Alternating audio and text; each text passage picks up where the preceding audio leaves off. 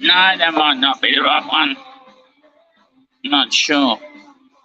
Alright. I wonder if I've got it here.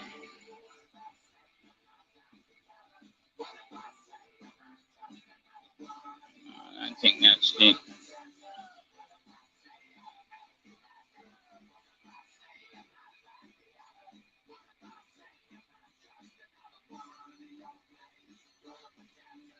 That's got to be it. Surely that's the right one now. Yeah, good, Mark. How are you, bro? How can I delete that? I can't delete that first link. Ignore that first link, peeps.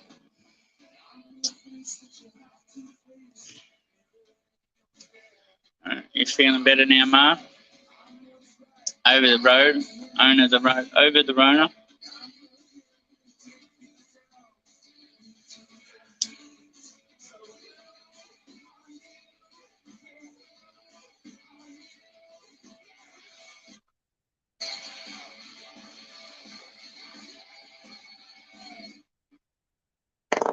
I'll turn that down. I'm not sure how loud that is.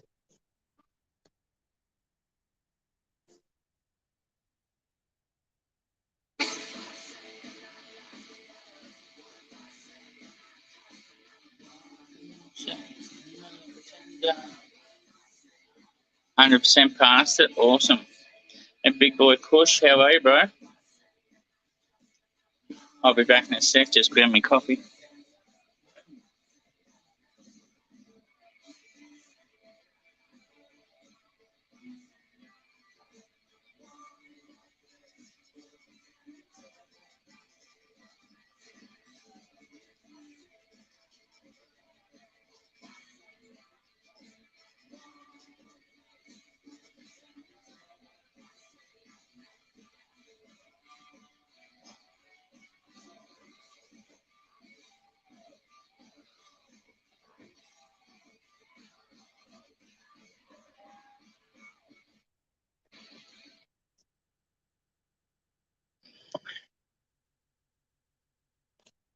What was she like, Mark? Just like a bad cold, bad flu. And you're not vaxxed, yeah? So.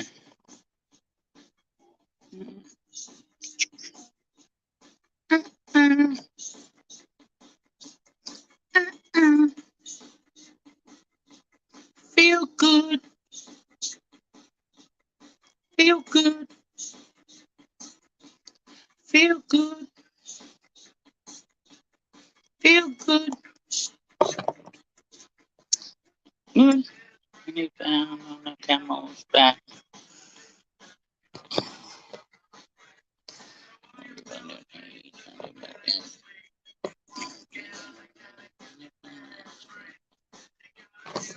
That's low.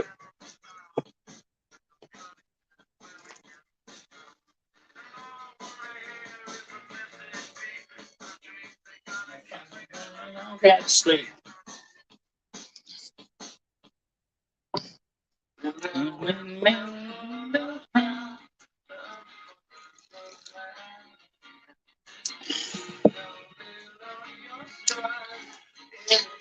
$10 here, bro. And North Vic's fucking, yeah.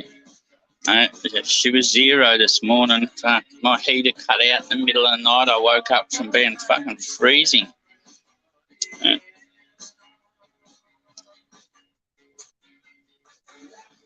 More like AIDS than the flu.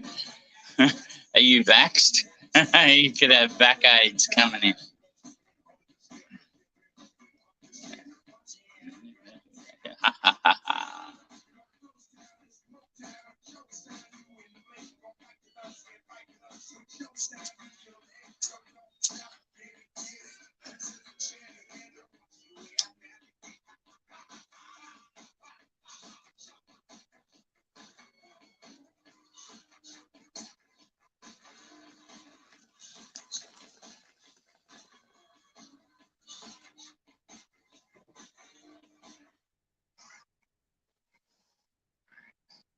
For the last 2 weeks, I've been finding normal mushrooms, picking them, chopping them up, having them for breakfast or on fucking steak of a night time.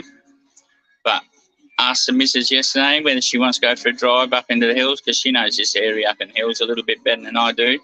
So I'm expecting her to know where the closest fucking pine plantation is. And we're on our way up there. Going to go fucking through the pines ourselves. Just let me know if that music's too loud, guys. You and me.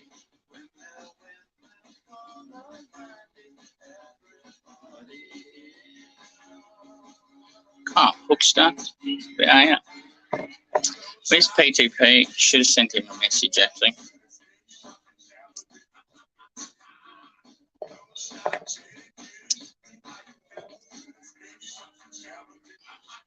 Definitely. Everything natural is God's medicine, I reckon.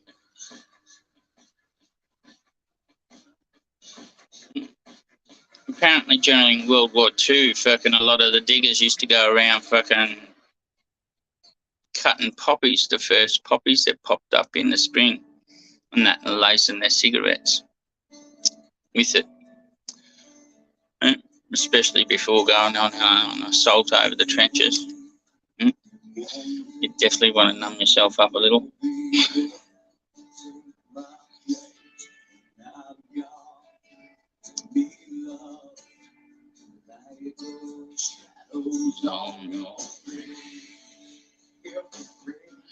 That's it, big boy.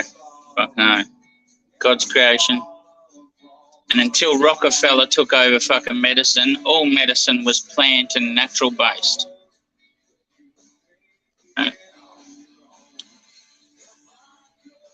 Fucking turn that one.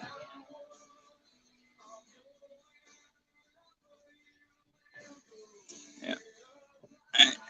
Went around jailing doctors that spoke out about wanting to keep the old ways about medicine being plant and natural based. Now they go around fucking collecting fucking specimens from jungles and shit, plants and stuff like that, and find out that they have some fucking chemical for curing cancer and act like it's the newest, greatest scientific discovery that plants have medicines in them. Right. Fucking joke. Right. All it is fucking finally people are fucking remembering what fucking Rockefeller did. And it's been enough time gone past that they won't be jailed anymore for speaking up fucking for the truth.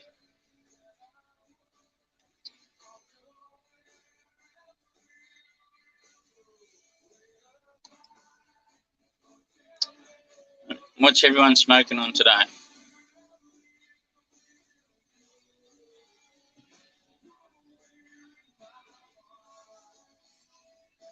Hey Dave, how are you, bro? Amanita muscaria. Not much, bro. The Mario mushroom, not much at all.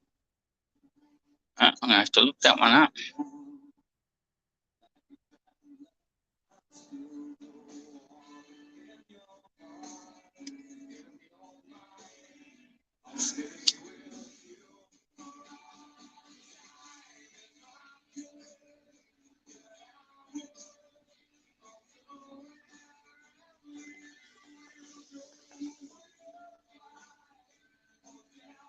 Asdom, how are we, bro? PTP.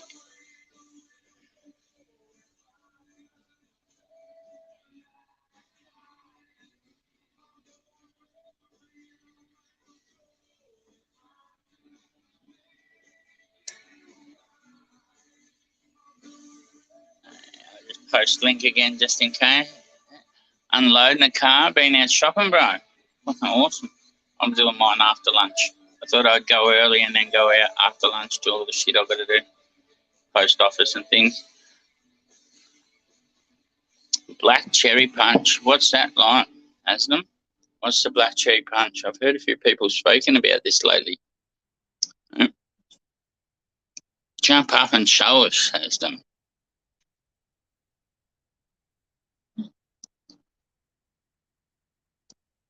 Is it coloured? Is she purple or black? Cherry? Any of those colours, or is it just the fucking name from the terpene profile or something like that? Maybe. Wonder.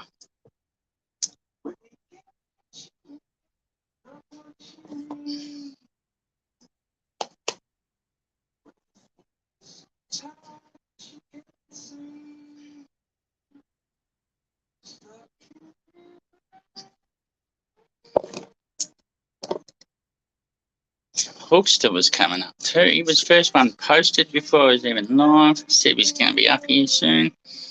It's the Hookster. For errands as well.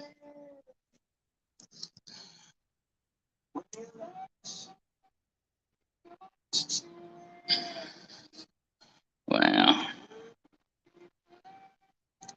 Go on, mate, mine. I guess the broadcast studio, what the fuck? Oh, hang on. Yeah, do extreme. Yeah, there we go. What's going on, lads? Not much, has them yourself. Just turn that music. Fuck all, man. This whole time I've been calling you handsome. It kind of makes me feel weird. I never read your name properly. I thought it was handsome.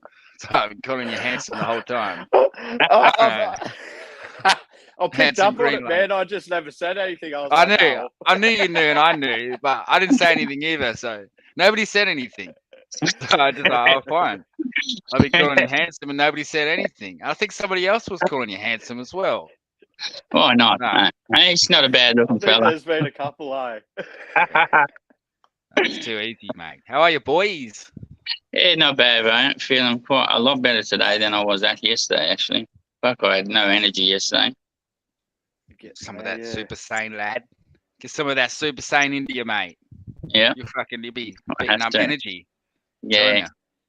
And mine are, I'm used to mine, but they're probably, aren't really a daytime smoke, that's for sure. Yeah, I wouldn't imagine. Your weed's probably a lot stronger than what, in terms of THC and all of that. So sometimes you just can't smoke certain weed all day because it gets you tired or down, or I don't know. It does something.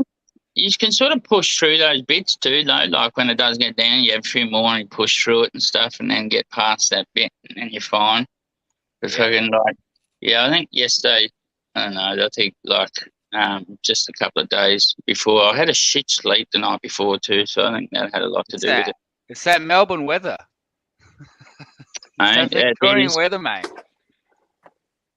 I will agree on that, mate. Fucking hell.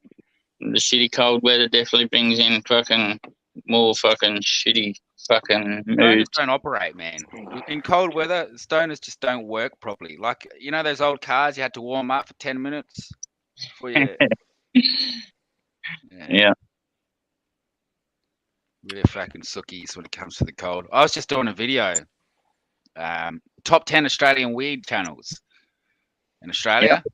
So I've just gone at all of them. I've recorded 5 screens and compiled half of the video, but I still got to put all of my vocals over the top because none of the sound works. So I did all of the videos and I was talking, but none of the sound worked in all of the videos. So I have to redo all of the sound over the top. Yep. Yeah. That can be beneficial sometimes, actually, editing over the top of your video and stuff like that, because you can have it a little bit more better structured. Yeah. Well, I do see that because when I was randomly just talking when I'm, and sometimes not making any sense. So I'll go over that today. I've got to slide yours in there. Yours might go in the honorary mentions 420 because it's relatively new here. And I went through all of my list and all of my subscribers who I've subscribed to, who I watch.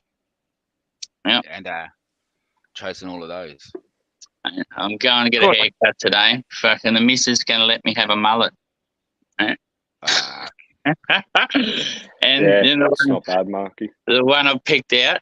Have you guys heard or know of like that Harry Garside, the boxer, young bloke that represented Australia in the last Olympics and stuff like that, won bronze medal? He's only a young fella. Fuck, he does ballet. But one of the best boxers Australia is going to produce. He's got the fucking best mullet ever. I want his mullet.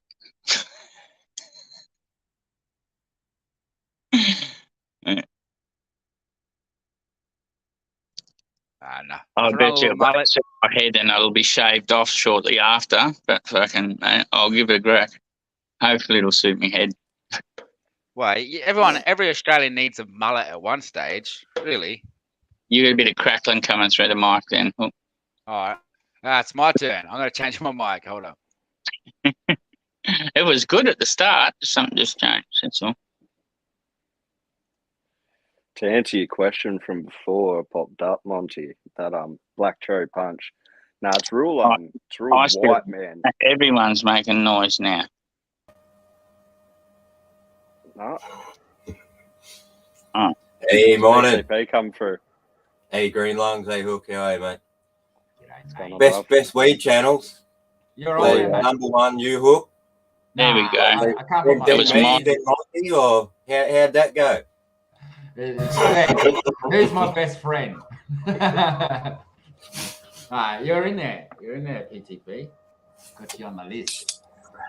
Where's my settings, guys? Good morning, everyone. How are you, Green Lungs? Yeah, getting there, bro. What are you on, a Monster V? On a fucking one of those passion fruit mothers. Oh, yes. It's not a little one, by the look of it. What's Well, his challenge? Have you got a butter, the cherry punch, Charles? What's that? Well, the butter, the cherry punch. What's it look like? I've only got a couple of tiny ones left, but Little ones? yeah, real tiny, man, real tiny. Yeah, that's all right. But were they I'm purple? not sure whether you're gonna. In colour? They're real Yeah. white, man, in colour. Yeah, real light coloured. Yeah. Like I'm trying to get it focused as possible. It's hard on the phone. Yeah, always is. All right. Yeah, phones are fucking pains. Yeah. It is. But like majority of the pack, like it was just fucking cake top day. Like it was just pretty much like white buds. None of it was black cherry punch. But in saying that, the terps in it, very cherry like. So it's a name that's kind of given from the terp profile by the sound of it. Pretty much, yeah. I'd say that. It does have like the fruity taste, not so much a cherry taste to it. Fruity taste. But yeah, it's not too bad. No, it'd be nice. Mm-hmm. I'd much prefer it come in a tub because I find it loses a shitload of like the trikes and shit in the bags because it's kind medical. So they send them out in these bags. And I find a lot of bags. Yeah. And a lot of it sits in the cracks in the bottom, man. Like, and you have to get a brush in to scrape the shit out. Whereas the tubs, you just, scrape it through the bottom. It's sweet. Yeah, you can get your finger down into the tubs.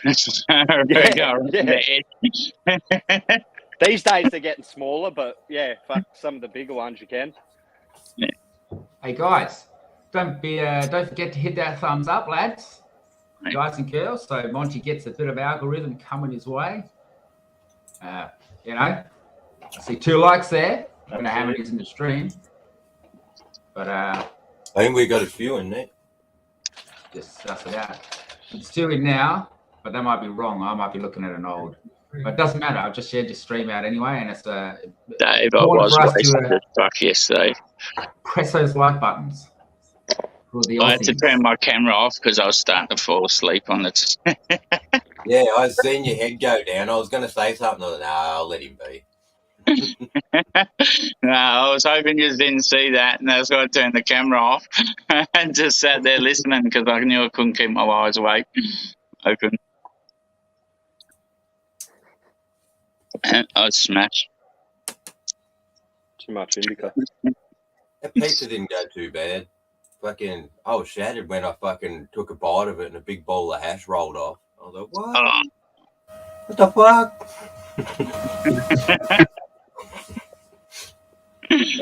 I kept that bowl of hash too. yeah, for sure. So, do I smoke it? Is it pizza hash now? It's got to be edible, at least, at the very least. It's edible. It'll be edible, but smokable, yeah, I don't know.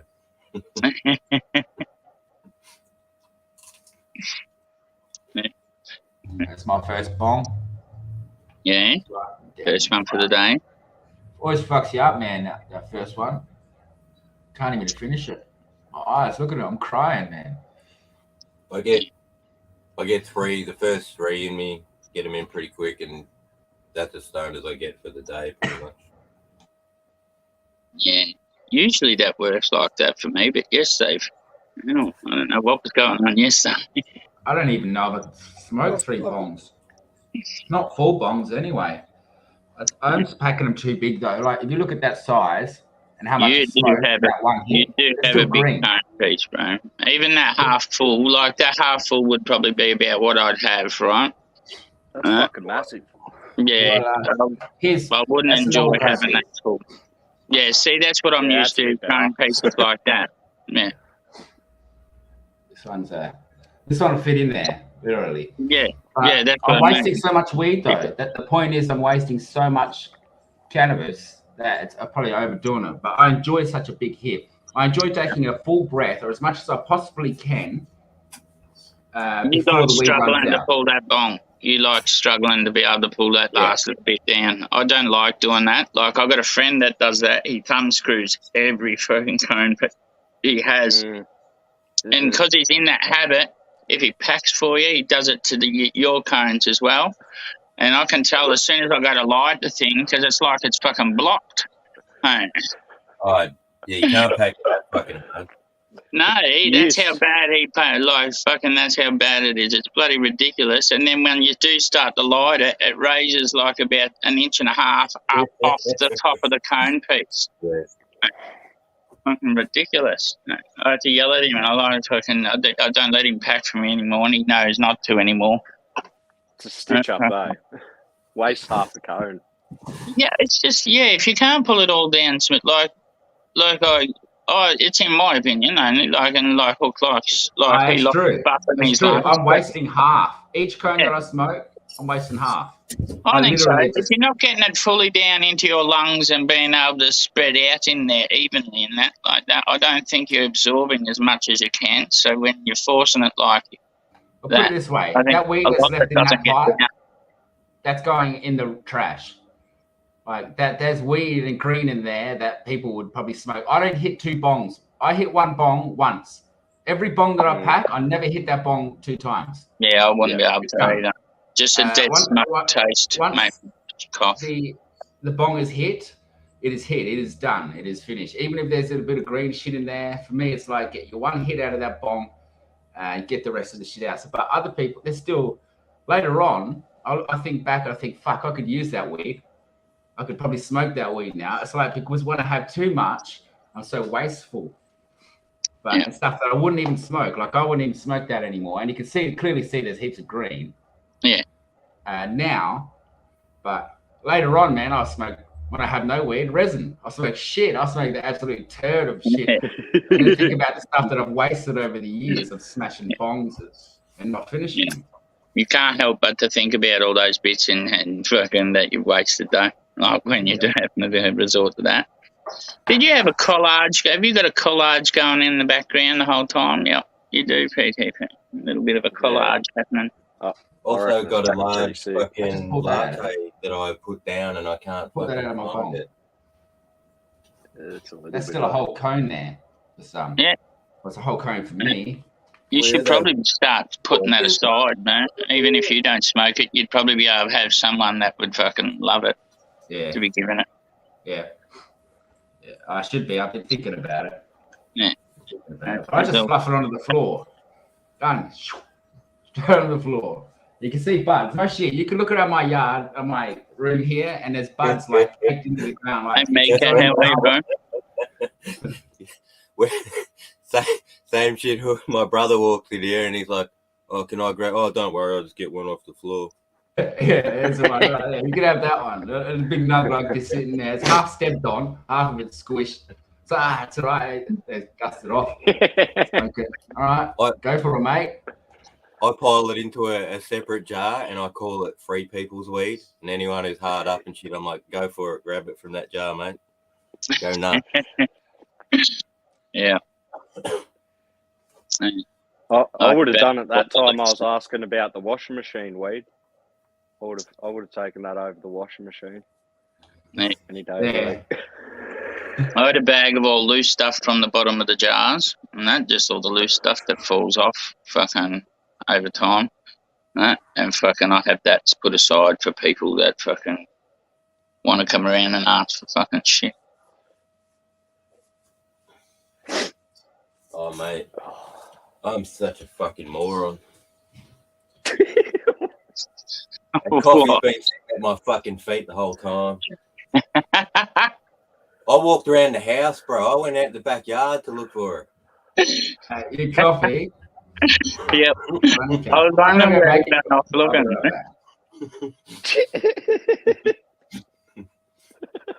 Fucking hell, mate. Adelaide 420, how are you, running?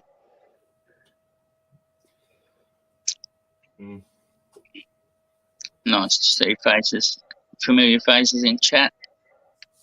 I was hoping to be able to have me fucking vapes to fucking show you today, but the delivery ain't come yet.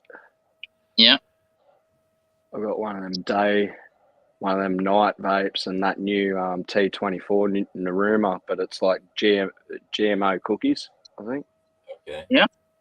I haven't heard of the Naruma, no. No, it's only new, man. Yeah, it'd be interesting to see what you think of it. Fucking. It's cookies. Is it cookies cross? To be honest, man, I don't know. I'm just going off what the Kenner review says. It just says GMO cookies. So it might be a cross. I don't know. So, but I'm looking forward to it. I'm spewing because I haven't really got nothing to compare it to along the Chemitrack line. I've never been prescribed anything, but at least I'll have that. I'll try the Topaz later on and see which is better. Topaz Damn you, Dave. Good stuff. The terps are strong. They stay with you even with a bong, almost like a vape taste. Yeah. So, yeah. I definitely liked it for that reason. It's been a lot of good raves about Topaz. So, and now the price has come down too for like weed with like Kenetrek. At least I know. I got an email the other day. So any like Australian grown weed now is apparently capped at like 135 retail. Well, It's only Australian grown, that like from what I know, which is what it says in the email. So I guess any imported will still be pricey, but anything grown here like Kenetrek will be around 135. I think you'll start noticing a lot of it on Kenner reviews. A lot of the strains will be around the same price now. Doesn't matter what like THC content they've got. As it should be. Yeah. No, rightfully so. Like, fuck. Yeah. At least that'll offset the fucking fact that they're putting up the price to get this to read into your scripts. Yeah. They'd Like, be factoring that in somewhere. They know the price will have to come down over time, so they have to pick up money in other areas. Yeah. But the main thing is that tax needs to come off, because if it's $350 and 10 or $13.50, $350 is theirs and 10's the government's, that 10's too much. It should be $350 and you have $350. GMO is called garlic cookies, apparently. well, is it? That's The funny thing I see about it is like it's I got don't believe say Mark. 135 retail, right? Like I just go off the retail price because I'm a retail customer, but it's got 110 wholesale as well. Like that it's capped at. Yeah. I'm not sure whether that'd be like for pharmacies or whatnot, but Probably would be. Yeah, is that Mark you saying GMO? Yeah. Okay, Yeah, cookies. GMO's garlic cookies. Bloody encyclopedia of strange that bloke. He bloody is. I don't know. You how say he keeps he's got the answer, man. Yeah, and off the top of the head, mate, I just don't. It has me bugging how he's able to pull them off the top of his head how he does. Yeah. Yeah. And he can also, like, man, some days I'll be talking to him, right, and, like, he'll have tried a strain before, and, like, you'll say, like, oh, yeah, like, it's got this taste to it, and you'll know the exact taste, man, like, terp profile. Nice. Like, yeah, man, it's got this, like, fucking, like, chocolate hit to it. Yeah. I like to get other people's opinions on terp profiles just to see how much of a different palate I have than other people.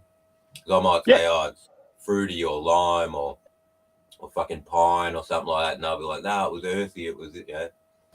So, yeah, it's always good to have a few opinions on them. I was struggling with the Girl Scout cookies that you get from fucking Beacon, right? Until I spoke to Mark.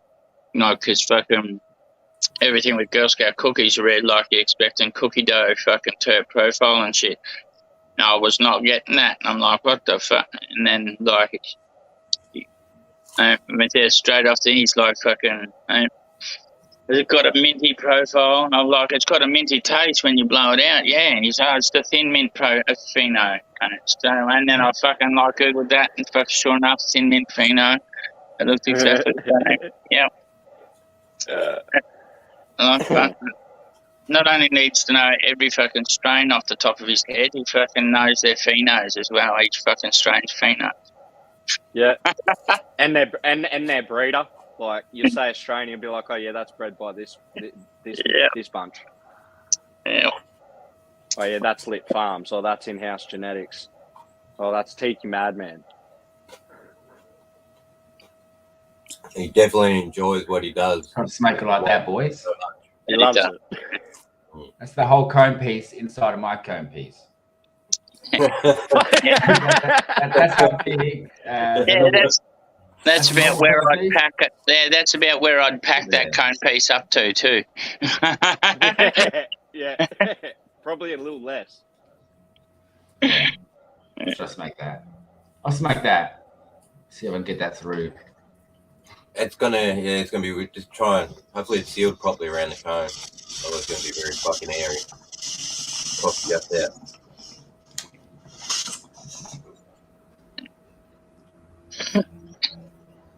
Perfect. 90 days to go for me, lads, on the indoor. Must have sealed on that ledge.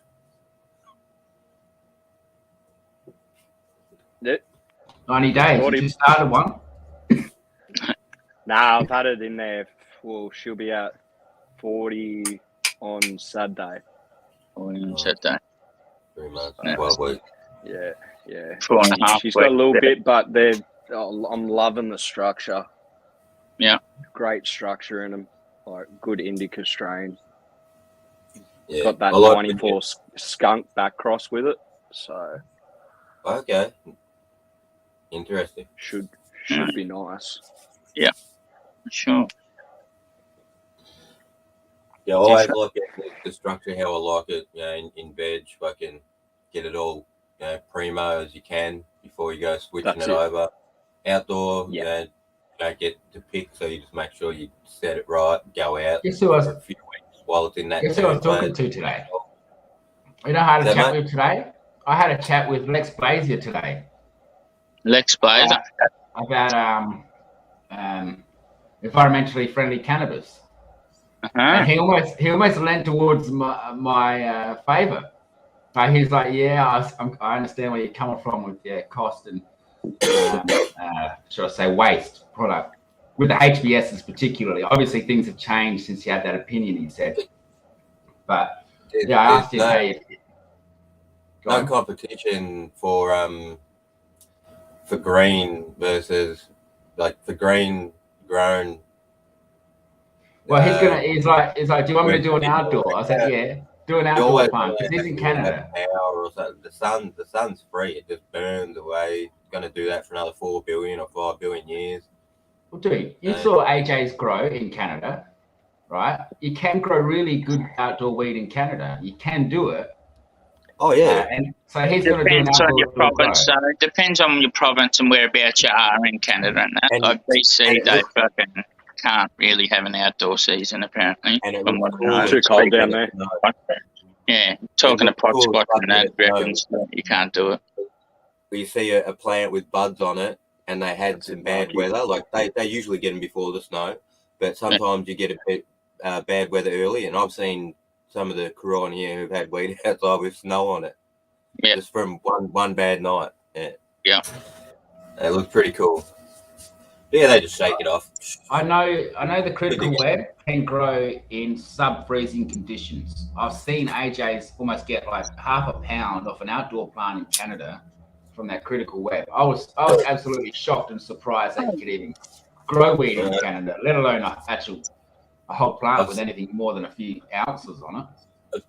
AJ's backyard. Is that critical? Fucking 8 plants in it. AJ genetics. That'd be the kush in it. Yeah, for sure, absolutely. Even all the so-called ones that are meant to grow a bit stumpier, he still grew in his outside. Everything grows bigger. No, I haven't seen that yet, Mark. I haven't seen them in the winter grow yet. But they're down in Kelly, so they like, even though it does get cold and snow down up in northern Kelly and that, southern Kelly it gets freezing cold nights. I know that, and may fucking snow if fucking they have a weather fucking thing over the top of them, but fucking only during the nights, and the sun will melt it off during the day. But fucking the one thing about I with your point, Hook, and that, like, fully agree, but right, outdoor has always got to be fucking more environmentally friendly, other than the water wastage that doing straight into the ground does, right? Yeah, that's the one place where. That's the one place where outdoor always will lose compared to doing indoor, because indoor gets to recirculate their water and reuse it if they want to filter it. Good point. Outdoor, very good point. Outdoor, you're flooding it onto the ground, and fucking 50% of it evaporates straight into the fucking sky from the sun. Yeah, that's an awesome point, lad. And there's only so much arable land in the world where things can be grown. And the entire world's population can't move on top of that cereal bowls, like where we're going to grow the world's food and grow cannabis. So, indoors always going to have to be there because it's not environmentally friendly to move the world's population into the agricultural land. You know what, that brings me to my actual point. I have a point to all of this. Besides everything that I say in terms of that, there's actually another point that you just highlighted specifically, and that would be there's always going to be need for indoor cannabis. Agreed. So my objective with all of this environmentally friendly speak is to create innovation so that people come up with ideas to counteract or whatever that might be a negative to. For example, solar panels that last 30 years instead of 10.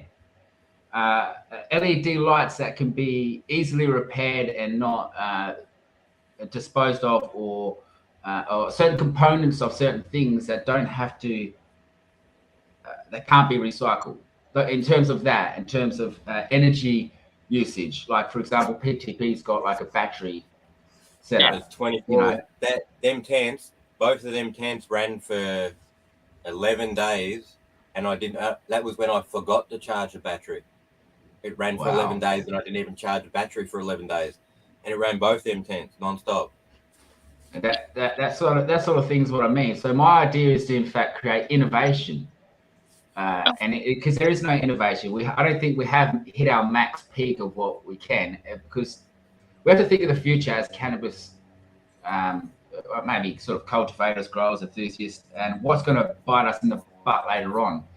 And that one thing is waste will come back and bite us on the butt. So what I'm thinking is, how can we protect the cannabis now? What can we do now to counteract this argument of the future? That is, USA Power consumption has gone up 15% since 2016 due to cannabis, indoor cannabis grow. That's an enormous draw on the grid. And things like that. How can we counteract this in the future, which ultimately is going to be an issue because we've got... I mean, I'm a tree hugger, but I'm not that much of a tree hugger. What if they were to pump in, like, I'm sure they have to recirculate the air, right? Cannabis fucking sucks in carbon, turns it to fucking oxygen, yeah? Yeah, but probably not as much as the power. Yeah, probably not as much as other plants do and that, but because it's a fast-growing plant and more like a weed rather than a tree and stuff like that, and the best... as far as I know, and I think it's it's scientifically backed, the most single-celled fucking algae produces more oxygen than any other plant life in the world. Like better than trees, better than any fucking thing. Right? Just on that algae thing, that's because the algae that plant form lives on the surface of the ocean. The ocean's 7/8 of the world.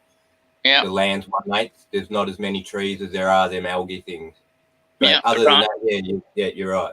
Yeah, but right, like I'm thinking cannabis is somewhere between fucking an algae and a fucking tree, right? So it's got to be somewhere in the middle. Maybe it offsets fucking whatever powers you can maybe get carbon credits because you're growing a fucking green plant. Like that's going to suck in carbon. Even though it's going to be burnt maybe in the long run and that carbon's going to be released again. Yeah. But it could be used as fertilizer. That one crop that you grow to get your medicine off, you can use the stems of that crop and the fibers to create clothes. Yeah, rope. It has multiple uses, which means what you put in for what you get out. I reckon you could also make the oil into some sort of combustion. You could use oil. It can be made into ethanol to run cars. Yeah, exactly, to run cars. So if you maximize the use of it, that lessens the footprint because what you're putting in, you're getting way more out of it. You're getting more products out of it than what you put there.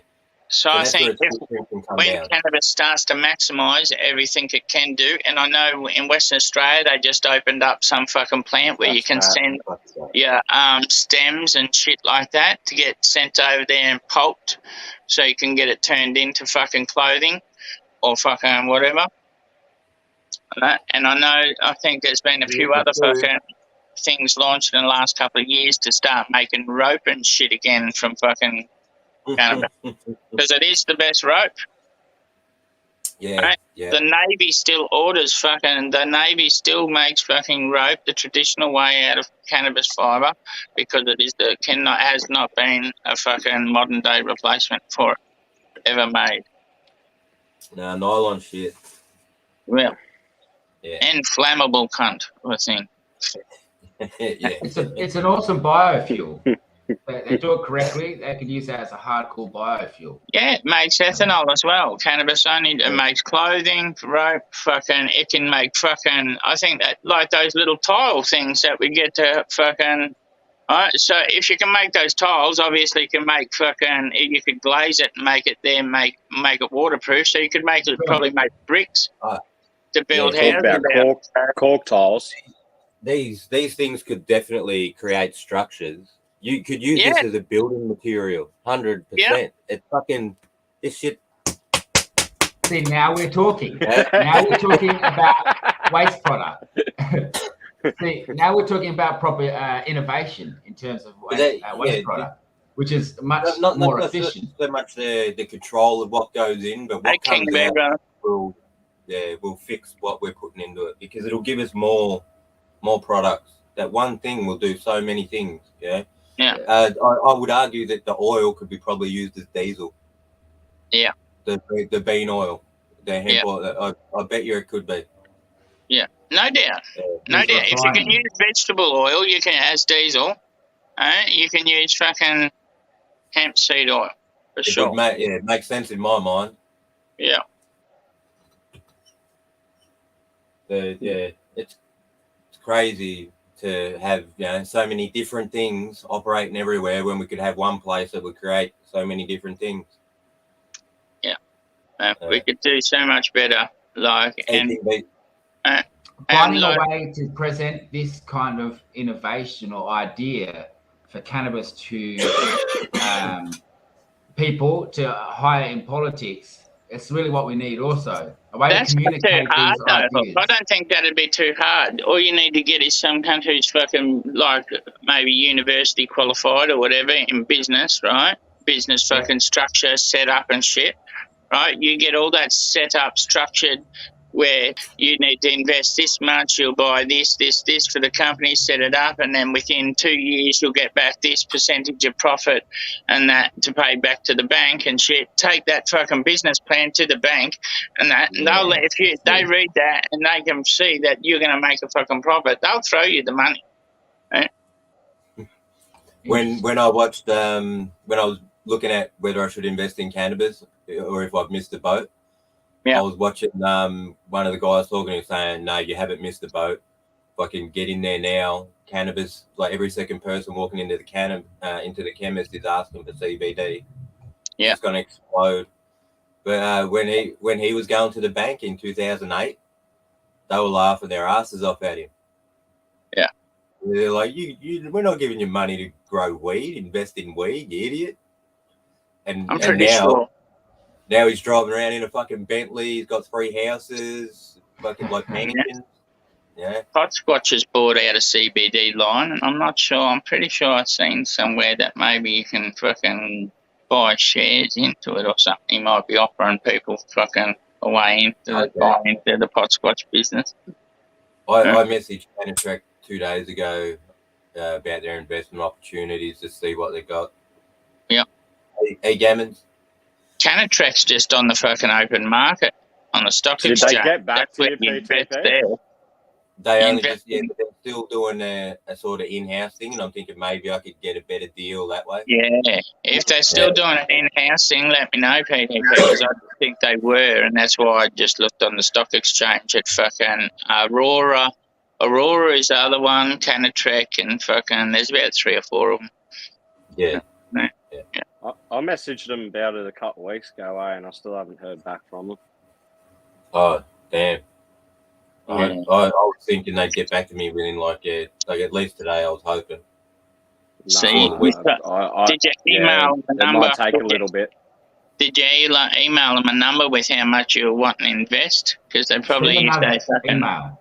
No, I was just email. inquiring about basically what. Listen close. Like, you will not get through with one email. You have to send more. Trust me. You have to keep doing it. It will come up and they will see it. They'll see 1, 2, 3, 4 messages and they'll see that you're a person. If you're one email, will never do it for anything for these to get people's attention. I get like 5 emails a day from people, actual people that, you know, I don't actually know. Yeah, I don't know. You have to email people. Like I find, like I don't email. What my point is, I don't message back to 90% of emails that I get until I get 2. Once I see the message a couple of times, I'm like, I don't know who you are, where you come from. I'm not even gonna listen to them. Like I'm not even gonna read the message or open the message, kind of thing. But when there's 2 or 3, a business or a person will. Hey, Gavin, how are you, man? So try send another message and ask them. This will get a reply. It sounds like you need a pipe, Gammons. Camo. Was Camo on the live when you announced that he was the winner of the fucking grow thing? Camo, what's going on, lads? Yeah, Camo knows. I think Camo comes around sometimes. He knows he's won. Yeah, he comes and he occasionally comes around here. Oh yeah, he's an Adelaide boy, isn't he? But, better bring it. Not so much the city. Here, Camo. It's not a city slicker. Oh yeah. Nice. That's it. Always better be out of the city than in the city. Yeah. The only thing I like where I am is I could walk to the, I'd go to the beach, I'd go to the hills, I'd go to the city, I'd go to the bloody outback. Yeah. On the sticks, it's all there, all within a hike, Yeah. Of my foot. That's the only thing I like about being where I am. I hate the city otherwise. Oh, the House city is too has close. benefits. The city definitely has benefits. No, it's fucking. People looking over your fence. Yeah, round me, like a city, but also water all the fucking way around me, except for west, all dairy No, country. I'm saying.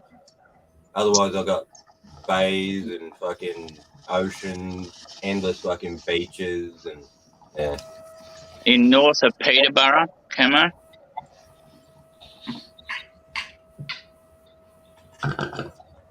I remember that little town just because it's like a mining town, and everyone was under 5 foot. It's like a town of little short people. It was funny,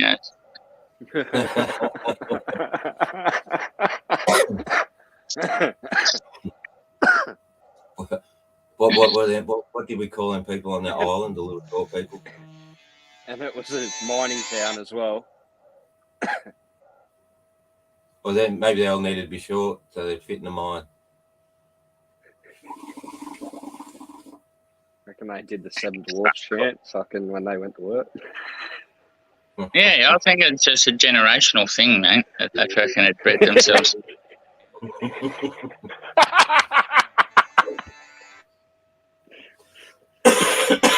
Bagpipes from Baghdad. Copperhead Road. Oh no, she's hung up. No, I'll ring her back on the house. Popular this morning. Oh, missus. She must have got up. No. Can't be that important. She's probably just making sure the boy got off to school.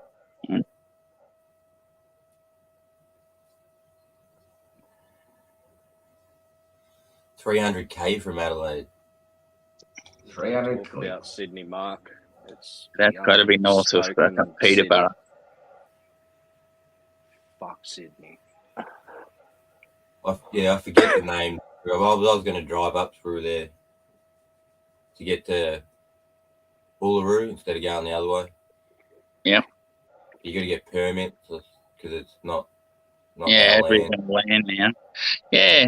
Yeah, Stevie. Pygmies. There were pygmies here too. I've heard stories of Aboriginal pygmies. You Oh, guys heard about the Aboriginal pygmies? No. No, you never heard about it. You serious? You look up, you search up and have a look. I'm not going to say much. Just you have a look at the Aboriginal pygmies, the little people. They call them rock people. All right? Oh. This is a story that I got from the same guy who painted a lot of my art here. Old guy. The name that I can't say. He said they're all wiped out. The little people called rock people. They're like little Aboriginals, little miniature humans. That's what he called them. And the stories have been passed down to him through him, and wherever he learned those sort of stories, and they're wiped out.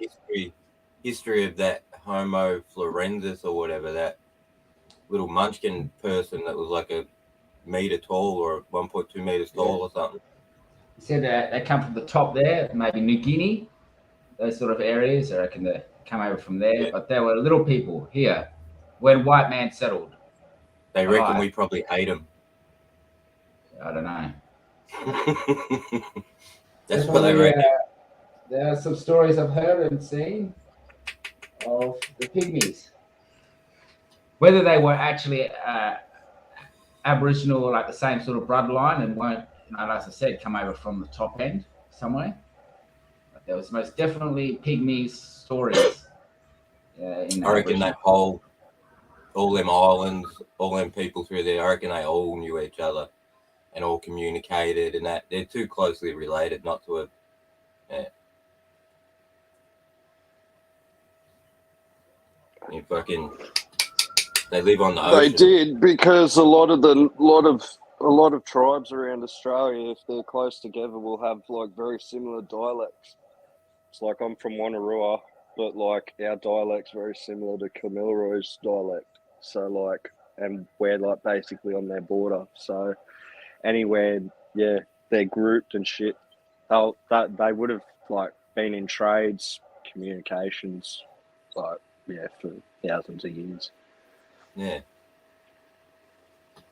Fucking. Pretty sure if you check it out, if they came from the top end, and you will find stuff, Mr. Slippy. It's a good read, as a matter of fact. Don't just do a bit of research. It's not easy to find, but I'm quite sure they were originally come from New Guinea area. When I know there's some sort of thing there, I guess a land bridge or something like that. Because New Guinea there was a land bridge, yeah. Actually travelled with Australia in the continental drift. So New Guinea and Australia sort of went away from the rest. They were always, even through continental drift, close by and away from Asia. They were never really always a part of Asia, during continental drift until now. So it would appear that area was part of Asia, when in fact it's actually a part of the bigger landmass of Australia. New Guinea is. And there are plenty of stories, arts and artifacts that they found on Australian mainland that didn't originate here. Yeah. They originated over there, and the way, like the bone in the nose, and certain traditions that traditionally came from islanders and not mainland Australians have been found here. Yeah. So we can do it. They it's just fun read. Yeah, they just swapping a bit of culture, yeah. And dudes roll up on the shoreline fishing and shit like boomerangs. Boomerangs are a mainland Australian invention. They got them in Egypt, but they were here first. Only one other place I've seen boomerang, and that was like, I think it's somewhere around Turkey. Yeah. So a lot of stories. Also, I heard this guy told me a story about Afghanistan's and people and Vikings that came on ships with and they traded stuff like what was it? Princess. He said there was a princess. He said this is what he said to me. He said because Aboriginals got green eyes. Sometimes, have you seen that some Aboriginals have this really like amazing, they're special eyes that nobody else has really. Or they have blue eyes, blonde hair, and curly hair. Yeah, and he said he was telling me stories of a long time ago. The Afghanistan people visited, and some of them maybe bred or crossed, and there was a princess and stories and so much fucking history in this country that we don't know nothing about, and the white man just eradicates it as nonsense. It never existed, things like that. When you look at the dream time, which is way older than any religion we can imagine, right?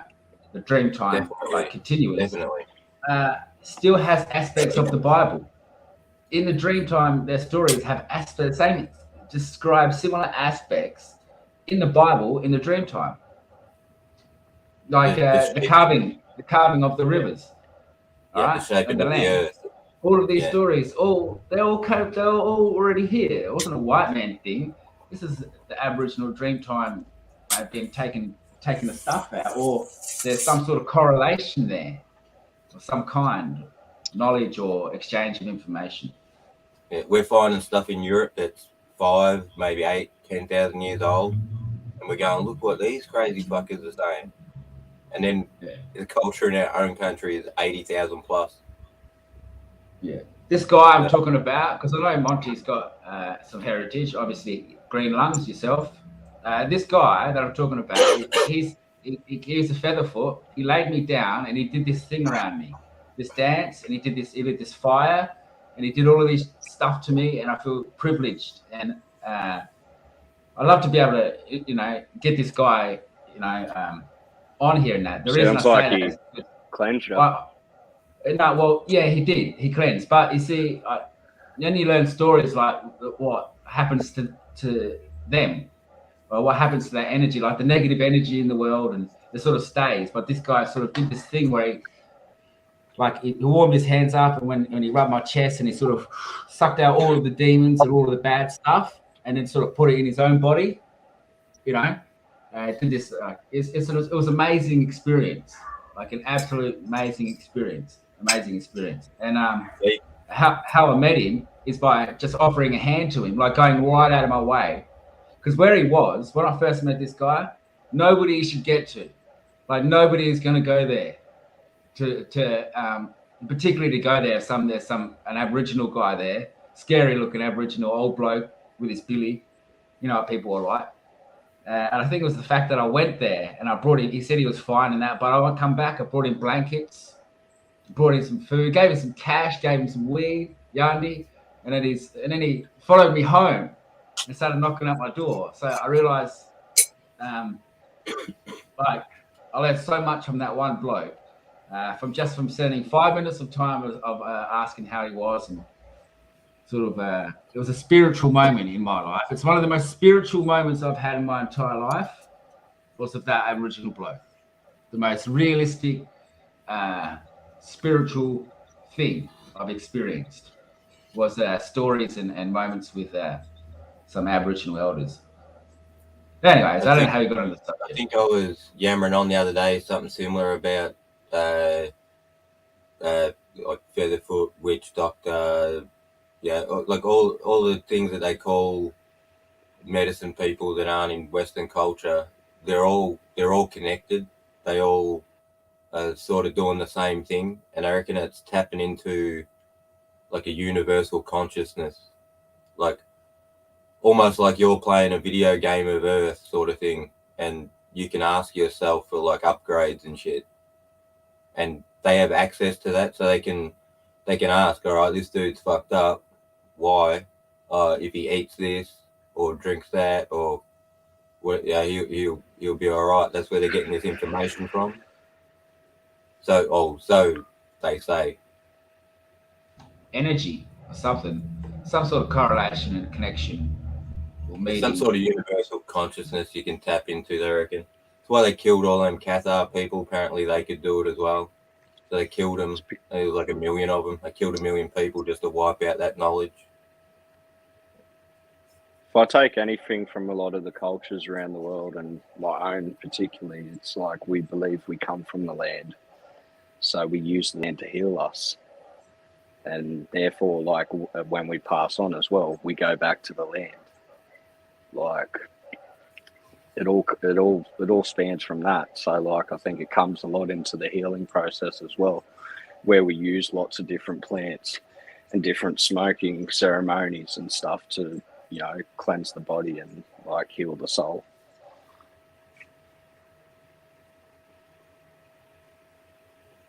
Well, it makes sense. That much shit is bound to be, you know, something that's helpful for whatever's ailing you. We are a product of the planet. Definitely. We didn't just manifest from nothing. That's for sure. Yeah. There's always been atoms and fucking shit. Yeah. And even if you want to go down the line of, even that fucking some other species might have made us or whatever, they still had to have messed with whatever we were here before that. So, always from here. The evolution of mankind. Well, I don't think we'll meet any kind of other life form other than anything than ourselves.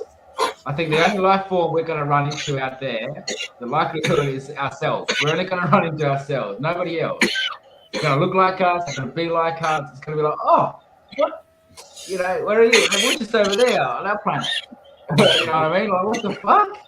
I don't know. You know, it's going to be more, it's just be normal. Like, we're expecting too much. Like, we're expecting different kind of life form. Like anything with intelligent life is going to form in a different shape or a different way. Maybe like we're going to observe something that may be more physically different than ourselves. When the reality is, it's probably going to be more like the same. That's going to be. We're going to be like looking into a mirror. That much the same. You would think so, just from looking at our biology. They have to have a big enough brain. They have to have hands or some form of something like hands to manipulate things, to create things. So yeah, they probably look pretty similar. Someone I'm else back on in 2 another secs. planet growing weed out of the fucking crater. Exactly. There is an actual handsome green lungs out there. It's the slightest degree Yeah, of except for difference. his name's Handsome Green Lungs, not Hasdam.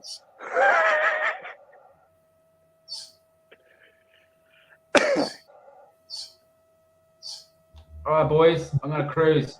I'm going to smash this and be on my way. Take care, Monty, PTP, Handsome, Camo, everyone in chat. Make sure you hit that like, hit subscribe if you're new to the channel.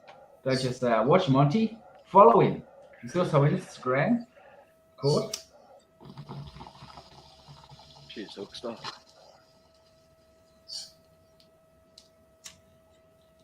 Enjoy the rest of your Friday, bro.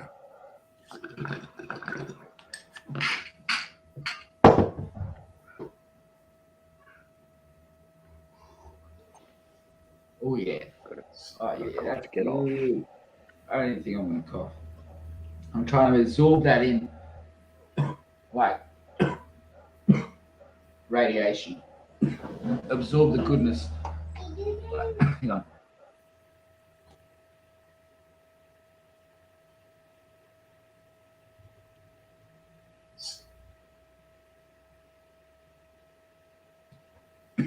Wife's at the door.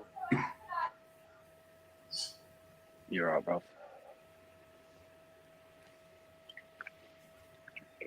All right, lads. Take care. I got to get the shopping in. You get Cheers, I'll brother. eat some Twiggy sticks while I'm out off-roading. Twiggy sticks. You know, I fucking love cheese. Sliced cheese, man. If you guys want some tripped out dreams, eat cheese before bed. I've heard Serious? that. Eat some cheese. Good stuff. Making sure it's rich. I mean, you can do a slice, fine. Eat some cheese. Thanks for before bed. coming on the show. And a mandarin. Eat a mandarin. If you got back pain, eat a mandarin before bed. All right? And then mark my words. Wait, tell me how you feel in the morning. Anyways, take care. Take care, bro. Cheers, brother. Hey, later, Hook.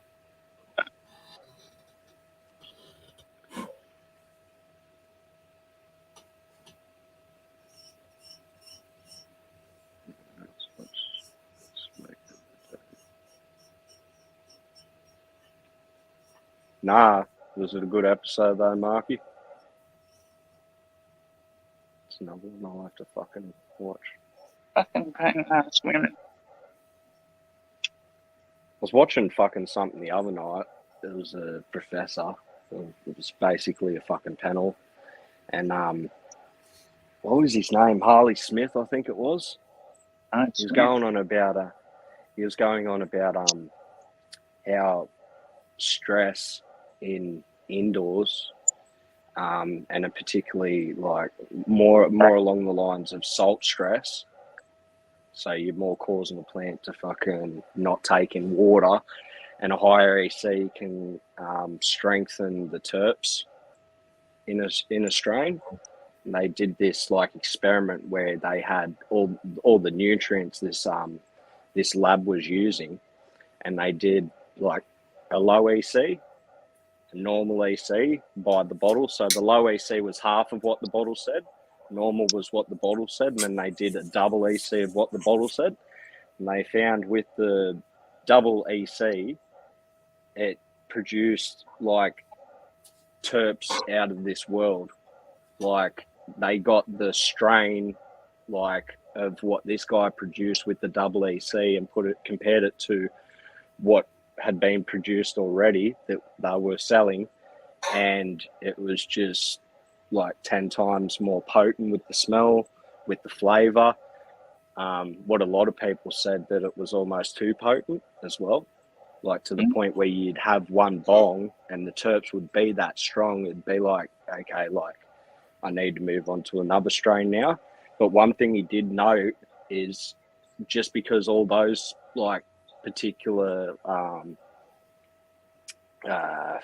well, how do you say it? Particular things were like improved in the plant. It didn't improve the THC levels. It actually like if anything, it stunted the THC levels a little bit, which kind of makes sense. You're deriving the plant of something. I've heard that. I've heard that from Kevin Jodrey. Fucking like, I don't know what you'd call it. He was invited to speak at some fucking convention thing, right? And he was saying pretty much the same thing. Like, you can get to a point where you max your plant, you max your terpenes and your cannabinoids, right? But to boost one, you can't do it without taking from the other. Yeah. So, like, if you boost your THC levels, you're going to lose some terps and that. Or if you do boost your terps, you're going to lose THC and fucking or cannabinoids like that. Yeah. And from the thing I was watching, like, from Hisman, like, they hadn't figured out a way where they can fucking bring up both together. Like, and if you can, you have to do it that slowly, like that it's like a percentage here and that over fucking generations and that, like, you slowly got to boost it and both together. Yeah, right. Fucking boost one without other. You might yield 1% more over, like, you know, the second generation, then your third generation, you've got, you know, 2% higher. Like, Yeah. Makes sense. Like, good things don't come in a day. Like, especially with this shit. Like, if you want to produce something that's nice and worthwhile, you have to spend time on it. Yeah, Like, consistency. like- yeah. Exactly. It's not as easy as, you know, I remember there was one stage when I was younger, you know, first getting into outdoor, and it was like, you know, I just had the fucking image in my mind that it was throw a seed in the ground and it's just be easy as that. And you learn very, very, very quickly. It's not like, it's a plant, it grows. Yeah, it's a plant, but like it needs to grow under certain conditions too. Yeah, when you throw your beans and you come back, and check out your neglected crop, and it looks like a hemp field versus you're like, oh fucking hell, I grew three buds. Woo, yeah. Yeah. You got 10-foot tall plants with 3 nugs on them. You're like, oh yeah, that looks fucking great. Big fucking hemp field. Yeah. My mate's right. Can't wait. Got fucking 1,500 worms getting delivered between the 8th and the 10th. Alright, so it'd be perfect fucking time for me, like, just to pack them up in the car and take them down to the worm farm. But fuck, I was thinking 1,500 worms, that's a fucking lot of worms to start with one row. Like, it's a 4-tiered thing, right? But when you start out, it's only the one tier that you have until they fucking produce numbers. But in the book, it says not to start with any less than fucking 1,000 of them. It's like, fuck, that's a lot of fucking worms in one fucking little fucking 1 foot by 2 foot or 1.5 foot by 2 foot. Maybe For your spiral, worm right? castings and that. Tub. Fucking the best thing about it, I can't wait till we start collecting fucking the juice from the bottom. But first couple of litres from that. That's going to be awesome. I've figured a way I can upsize it already with those fucking storage tubs. Do you know how at the bottom of them they've got that little inbuilt bit and you can stack them on top of each other and they leave that gap below? Black ones of them. You drill 1,000,000 holes in the bottom of that. Your very bottom one, just put a tap in it. And then just start stacking them on top of each other. Fucking every one on top, every layer on top, you just drill holes in the bottom of it so all the shit seeps through and the worms are able to pass between their levels. And that. You'll be able to make it fucking easy. That would work. Yeah. No, I'll pay you could fucking $2 a litre for worm juice. Yeah, I'm harvesting it for sure. I'm going to upscale my fucking worm farm. I was going to do it either with bathtubs, but for starters, I might just start making a whole heap of little ones with those fucking storage tubs. And that. That sounds like a good idea. Yeah. And then I'll be spreading them on the paddocks as well, spreading it on the paddocks once I get enough of it. And I don't need it fucking all for the fucking garden. I'll be spreading it everywhere. Worm juice and castings for all. Invest in a fucking like 100-litre fucking tank or 200-litre tank. Go on the back of the quad with fucking little jet sprayers out the back of that. Just fucking puddling up and spraying paddocks. So damn seeds. Yep. I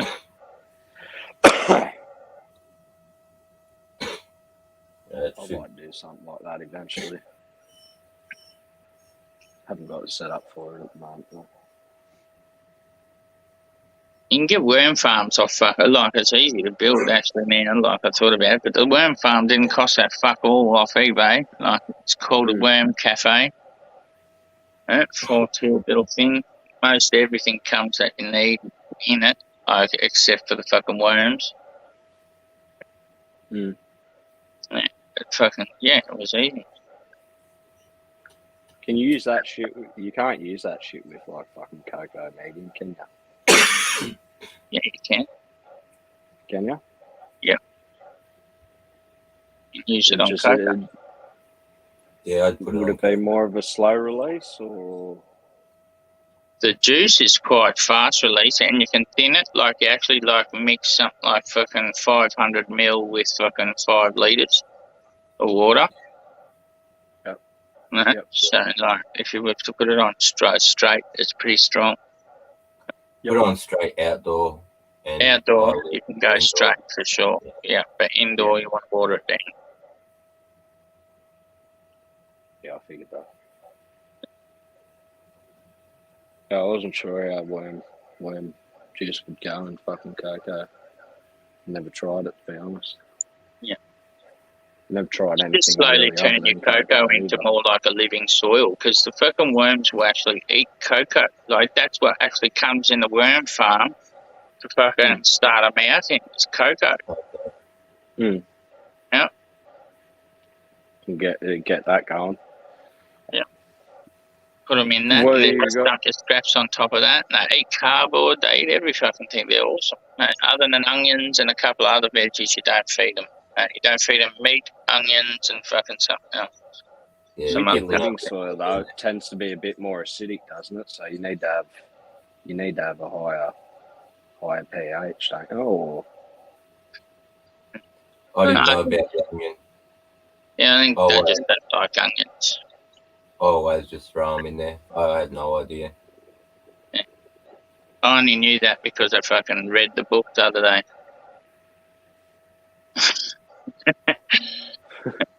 Set it all up and Things you learn. started at that, and then I thought, I better read that book actually, because the Yeah, old mate, boy cool. goes, like I went and got 50 worms and that, threw them in there, and I'm thinking, fucking 50 worms, man, they'll be bred up in a couple of weeks, fucking yeah, and that, and fucking the old boy goes, fucking, that, you read that book and that? And I go, no. He goes, fucking, I think it says you got to start with 10,000 worms. I'm like, fucking 10,000 worms? Right? It's like I've got fucking 50. Right? Fuck. fuck, I'm well No. short. Let's go read this fucking book. Right, and thank God it was only 1,000 worms, right? Not 10,000. 10,000 would be fucking a lot of 10,000 worms. worms. Fuck, Like, you'll that's a be lot of fucked, worms. A mass of worms. Like, 10,000 is a fucking big mass.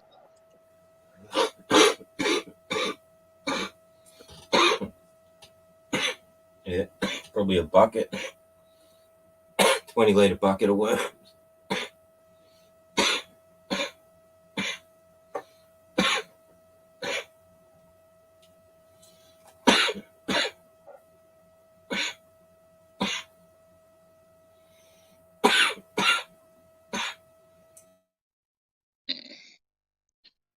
Always good to let the fucking microbes and shit in the bottom of the worm juice cook.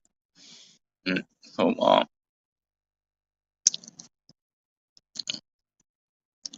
You reckon just from the heat of the waste and stuff like that, that fucking, if you're not collecting it that often, like it fucking has a fair bit of time, or you don't collect it all at the time, leave a little bit in there. And it should leave some good probiotics in there to fucking continue the cooking.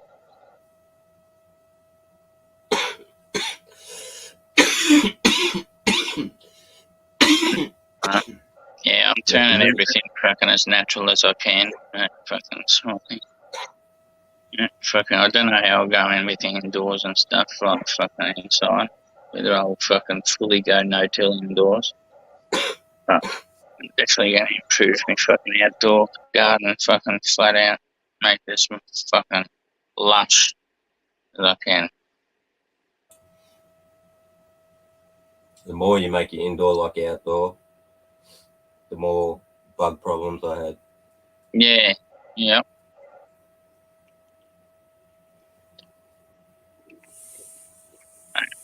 Fucking, that's where your bug problems indoors are fucking hard to control, right? Because you don't seem to attract the fucking natural predators as much.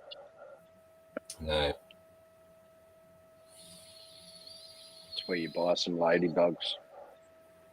Yeah, I bought Bugs for Bugs. There's a company called Bugs for Bugs, and you can buy all sorts of fucking little critters, every other pest critter. But it's hard to replicate fucking the outdoor living conditions for them to continue breeding. Yeah. So fucking without fucking having a fully climate controlled room, it's hard to continue fucking like bugs seem to like the pest bugs seem to fucking multiply no matter what the fucking conditions are like. Yep. They live through anything. Touch wood, I've never had a problem with fucking bugs. I think I put it down to the fact that I kind of live where I like grow, so like I'm in the same environment. But in saying that, I don't want to have a fucking problem either. It's why I'm very particular with what clones I take in, like as well. If I take in clones, I'll have to fucking have a look over where they are first, or fucking at least have a look at a couple of different ones to make sure that they're all fucking healthy, no bugs and shit. Or The bugs for bugs were effective through the winter time and that, but once summer hit, it started getting really hot. They weren't so effective then. I had to turn to isopropyl alcohol to get rid of the fucking white fly issues I had. Yeah, I've done some extreme stuff. Yeah. That fucking destroyed the white fly, man. Fucking hell, it destroyed them motherfuckers, that isopropyl alcohol. Got to be careful though. When I did mine, I put it in the shower. I got a spray bottle and I fucking sprayed it. But I grabbed every part of the plant as I was spraying it, make sure it got in and soaked right in. Yeah. And I let it sit for a minute or two. And then I turned the shower on and washed it all off. Because I knew the isopropyl would kill it otherwise. And I lost a lot of shade leaves, but after that, nothing ever grew on it again. And what do they do? Like, white fly are fucking good, but like, they suck the sap out of the leaves. Like they just sit on the underside of the leaves and suck the shit out of them, and to cause these little brown spots. And then fucking eventually the leaf will die. And if they get that big of a problem, they will cause the plant to die as well. They just fucking suck that shit out of it. Little cunts. Yeah, fuck that. I had fungus gnats. So in one tent, I just I watered the crap out of them, turned all the fans off, and it just turned into like a rainforest in there, and everything was covered in water. The light, everything, but the light's meant to be able to take a fair bit of humidity, and it drowned them. That worked pretty well. But then I had to control the generation, the eggs that were in the cocoa already. Yeah. And the other one, I just grabbed it. I thought, fuck it, I'm not doing that in that one. I'll just isopropyl it and I'll wipe the whole tent out. Yeah. With isopropyl. Put back in. One thing about those fucking Endromensis or fucking one of the little fucking bugs for bugs I got is for fucking fungus gnats. Alright, and you deploy them in your soil. Alright, they were effective. They got rid of all the fucking fungus gnats. Okay, yeah, nematodes as well are meant to be.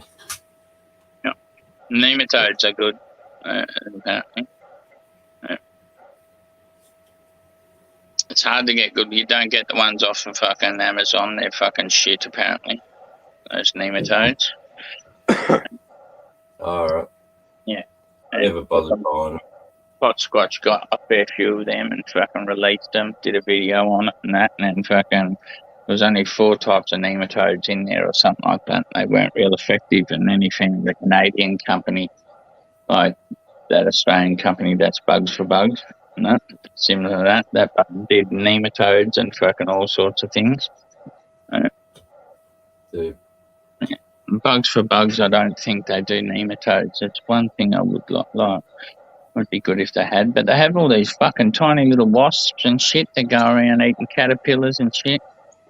I might buy a fucking few of them this year, fucking next outdoor season, and release them around my plants.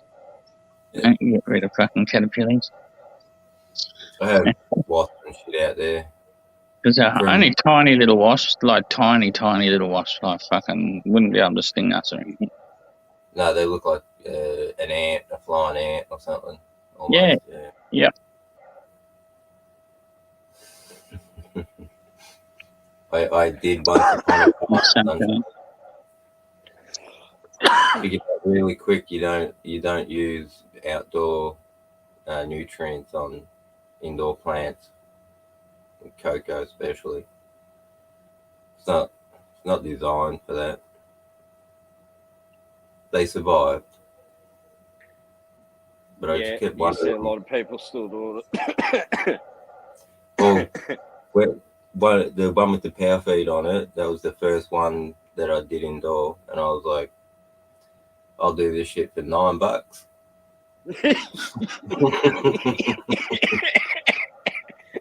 How'd that turn out? Yeah. Ended up with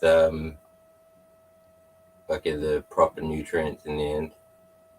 Do you know one nutrient that I haven't bought for the last couple of years, but I think I might start buying again? Like Monster Bud. Really? Yeah, it does. I've read it. It's pretty fucking like, I remember when the first year I used it, right? It's fucking all fucking natural, right? Except for fucking, like it has molasses in it, which is, I think, the only natural PGR in it. Right? Yeah, I thought when I read it last that it was something I didn't want to use. Monster Bud. Is I that might like read it again. I might read like the bottle rock? again, but hey, like rock? it's fucking, I don't know, it's like, it's Australian product. Fucking, a lot of the hydro shops, they buy it in fucking like 50-litre drums and then fucking with a whole heap of little bottles and that. And they come with it and they just fill it, sell them, put the sticker on it and sell it. Yeah, there's like There's a all couple of different, I can see. yeah, there's a couple of different kinds. I bought a different one. It wasn't Monster Bud, that was something else, right? That was for later on in flower. And the only other thing that was different in that had beeswax in it for a carbohydrate. Yeah, I don't know if this is listing all of it, but it's got beeswax and humeric acid, fulvic acid, and other natural plant extracts, which is what's in your plant food anyway when you grow hydro, except for the beeswax. I use fulvic and humeric acid. It's in my like Huma booster or whatever it's called. Yeah. So have you got a bottle in front of you? I'm going to read it. Oh, I'm looking at it on a website. Aussie Looking at it on the Magic website. Grow. Awesome. Anything nasty in it yet? Nothing. They haven't listed the exact. They're just saying the good shit that's in it. Yeah. You'd think they'd have to list everything in the fucking thing. Maybe they are, Robert. Depends what strain, King. 7 weeks, that's a pretty short flower cycle, bro. I've never done it. I've used it on indoor and outdoor.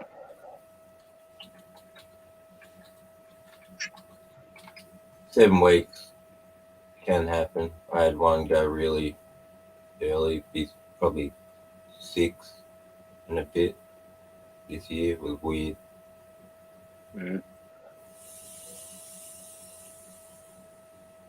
It depends what strain, whether you're indoor, outdoor.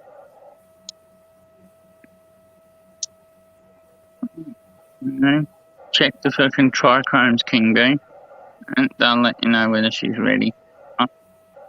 Mm-hmm. Usually you want a fucking a We're, combination of fucking your pistols ripening, fucking your trichromes ripe. you look up your strain first, King B. That'd be the first Yeah, point. he's running something with Kelly in it, right? So anything Kelly I've seen so far is at least 10 weeks. Mark's saying 10 weeks. Oh, there Mark you go. seems to think it's Might be Jack Herry, is it? Which if it is, 10 weeks. But he said it's indoor. Yeah, what strain is it, King? If you let us know, we can help you out a bit. Yeah, I haven't seen it in the answer yet. Kelly missed. So, yeah. I'd say it's at least got 10 weeks, but look up the strain itself. I think it's an 8 to 10 week flower, to be honest. There, isn't it? 7 weeks. 10 weeks, fucking 70 days flower.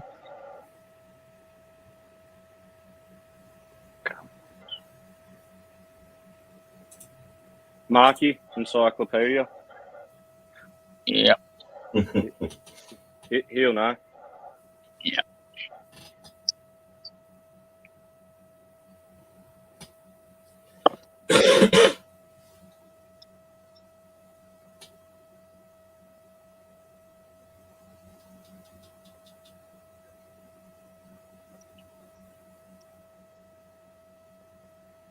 Yeah, I would.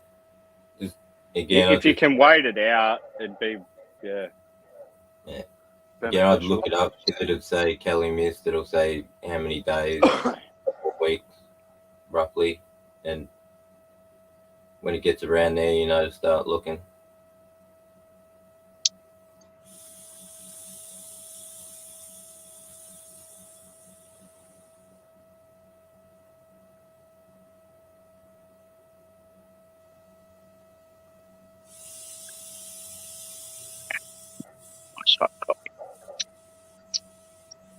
And like PTP said, if you know roughly around the flaring time and when you got to start looking, you can also time for your flush. Oh, yeah. Yeah, probably if it's a 10-week finish, you probably want to start flushing at a 9-week to 8-week mark. If you want a 2-week flush or a 1-week flush. Yeah. I do 2, so I'd be on 8. I'd like a 2-week flush. I do too, but yeah, a lot of people reckon you can do even 4 days, but yeah, I like that. It depends on how clean as possible. Everyone's different. Yeah, I like to make sure it's fully out of there. That's why I like the 2-week flush. Then when I do it, in a rush, or you missed 2 weeks more growth. You could have got more growth, but you were starving the plant.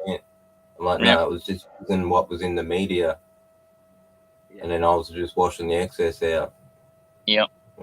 But I've also seen other people fucking, what was I going to say? Oh, I've seen an actual fucking study done on it, actually. Like someone was posted it to a fucking,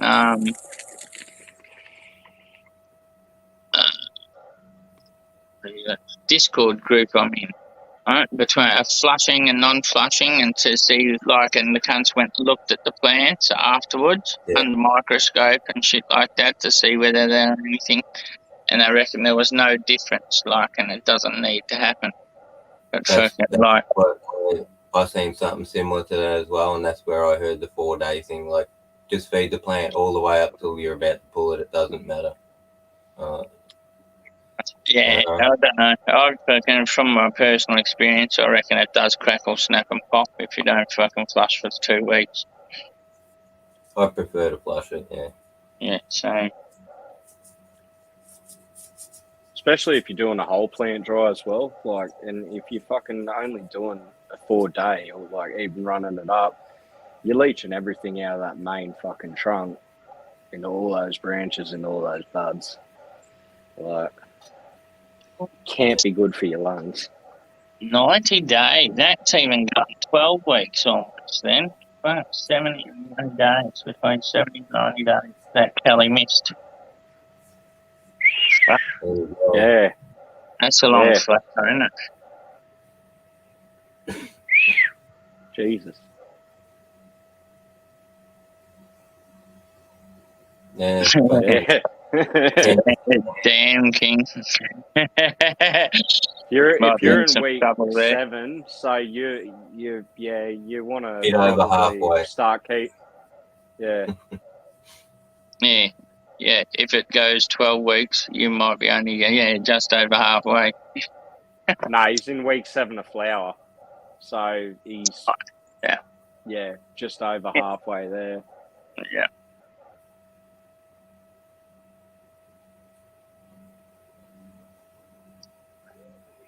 I'd start looking in probably a week's time just to give yourself a bit of an update on how the trikes are going and just monitor from there. PTP's mentioned before that like the trikes go through a cycle where like they'll lose their smell and shit and then gain it back. Like keep an eye and nose out for that. So, They degrade and die, and then new ones grow out as well, like a 3-week cycle, I think it is. It's pretty, yeah. You might be, King. You might be in trouble, mate. You might have to pull him early. But she'll be all right. You get enough fans, fucking hang it up in the tent, turn the fans on flat out, and fucking it should dry quicker. You won't need to hang it. but you Or might have put it in a room with bit an of air loss in THC. stay out of there as well. Oh, as long as they're not like flapping around, like get a good breeze going. Get a good breeze going through it, and Yeah, none of this shit.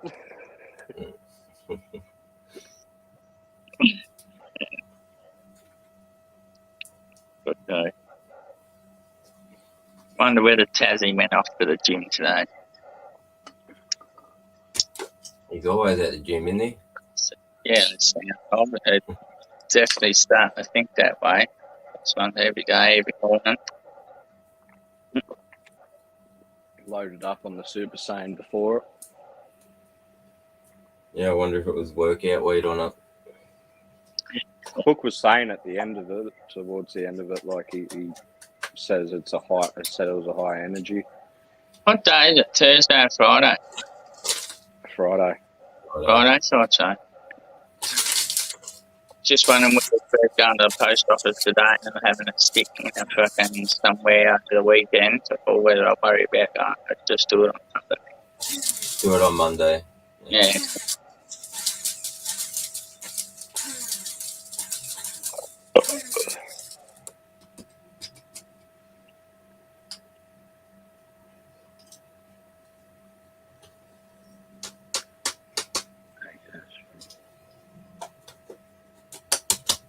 Friday. Good chef yourself, bro. Hey, chef, how are you, bro? Can always fucking take it down as well, King, and do the paper bag trick. Give him a bit of a dry hanging. The paper bag could speed up the drying process for you as well. Ooh. King B's having the outlaw amnesia. Right? Thrown by a hookster. Good weed. What's your favourite of the two, King B? If you cut the plant up uniform and hang it, like take it off the main stem, cut all the branches off, make everything sort of uniform size, it'll dry quicker and more uniformly. Should be able to get it drying up in 7 days. No PGR here. 7 days, yeah. Well, need at least dry enough to throw in a jar. Yeah, no PGR there. No PGR. No PGR here. What one you Fuck got? all medical though. The Death Zombie, that one. Nice.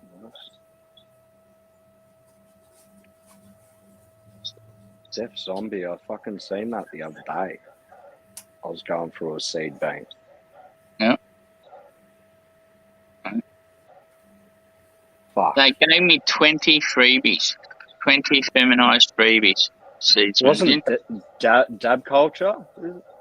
Blimburn. Seedsman, is it? Blimburn. Blimburn bred it. Yeah. Yeah. Fuck. Who fucking. Yeah, nah. There's some Aussie seed bank that sells them.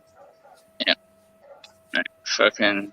A fair few people fucking start to like it. I think, I don't know whether they've had to rename it or something, or whether there's, or someone's crossed it with something, but there's Death Zombie something it's called, but not. Yeah, something I can't remember, but someone was talking about it earlier. I think they because they asked in the comments what's everyone smoking on. I said Death Zombie fuck from Blimburn, and that it's I think whatever it's sold out there must be named just a little bit different because of the name. Yeah. Didn't want to say Death Zombie fuck, so they fucking called it something different.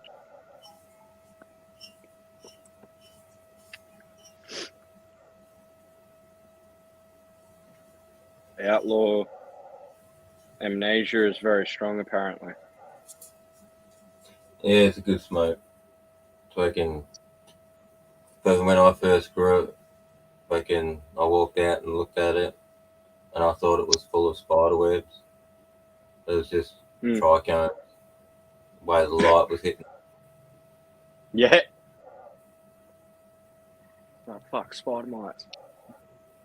Oh yeah, I freaked out. Fucking hell. And I walked up and cool.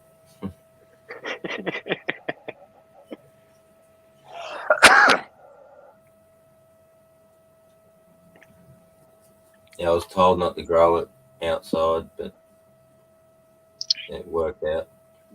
You perfected it outside.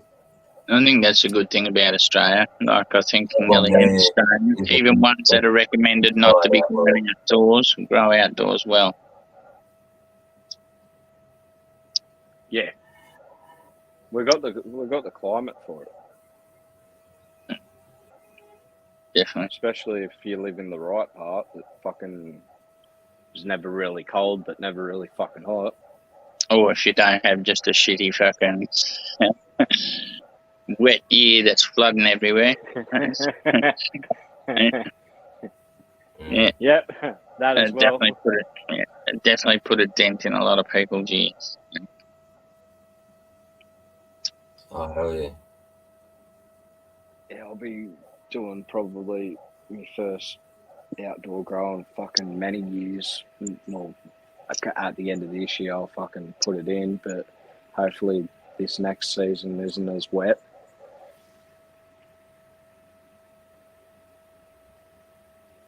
Mark's got a question there for you, PTP. It's Outlaw Amnesia from Dutch Passion, which I think is AK-47 cross Amnesia haze. That's what makes it an outlaw, because it was crossed with an AK-47. Dutch Passion, eh? Yeah. Yeah, it's on their site. If you want to have Lemon Skittles from them once. They're fucking pretty decent. Yeah. I think that's who I got. Definitely lemon Skittles. Critical from. Super Critical. What's that? Super Silver Haze cross. Critical. It was a 3-way hybrid thing. It is. Yeah. Super Silver I can't Haze. remember its parentage or right off the bat, off the top of my head, but it was a 3-way thing.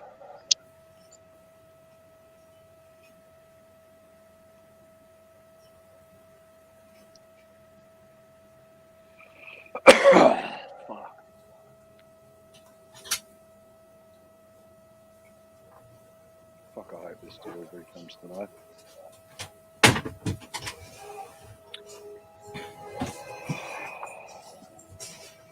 Wedding cake and GDP. They're both great fucking strains.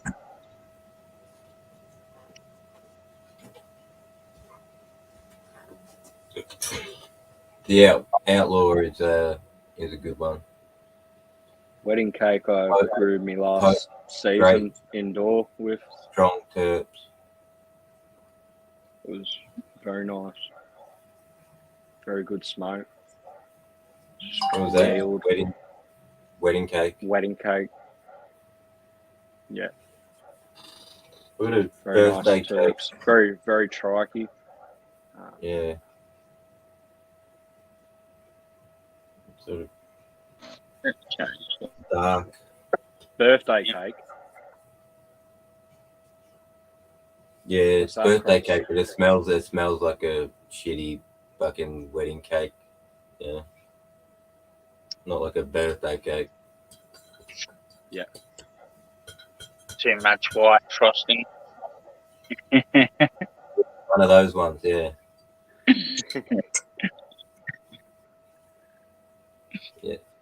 That was one thing I like about Usually wedding cake. fruit cake in the middle of them fuckers too. Usually a fruit cake in the middle of a fucking wedding cake, innit? I think Hey? it is, yeah. But it must get ruined by that crappy white icing. Or they use a really shitty fruit cake. Yeah. Something wrong with it.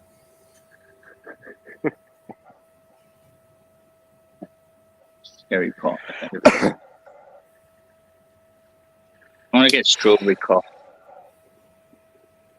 Yeah, I like I wanted like a strawberry pop, something like that. I got hold of strawberry cheesecake and I'm happy with it. And the strawberry Yeah, cough order didn't make it. The strawberry line if I can. I got But cherry pie. wedding cake, Girl Scout cookies, and fucking strawberry cough and something else was the last order that didn't make it through. I was fucking pissed.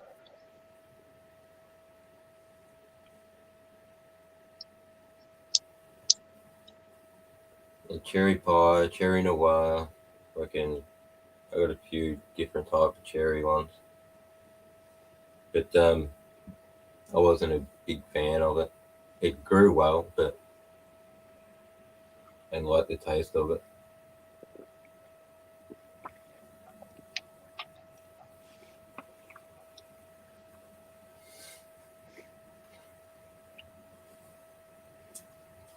And clear and purple cough. I haven't seen that. I have to look that up. The strawberry cough I wanted just because I wanted a pink strain, and that one fucking really took me fancy the way with it looked, its structure, stuff. I wouldn't mind getting a blue strain eventually, a couple of blue strains as well.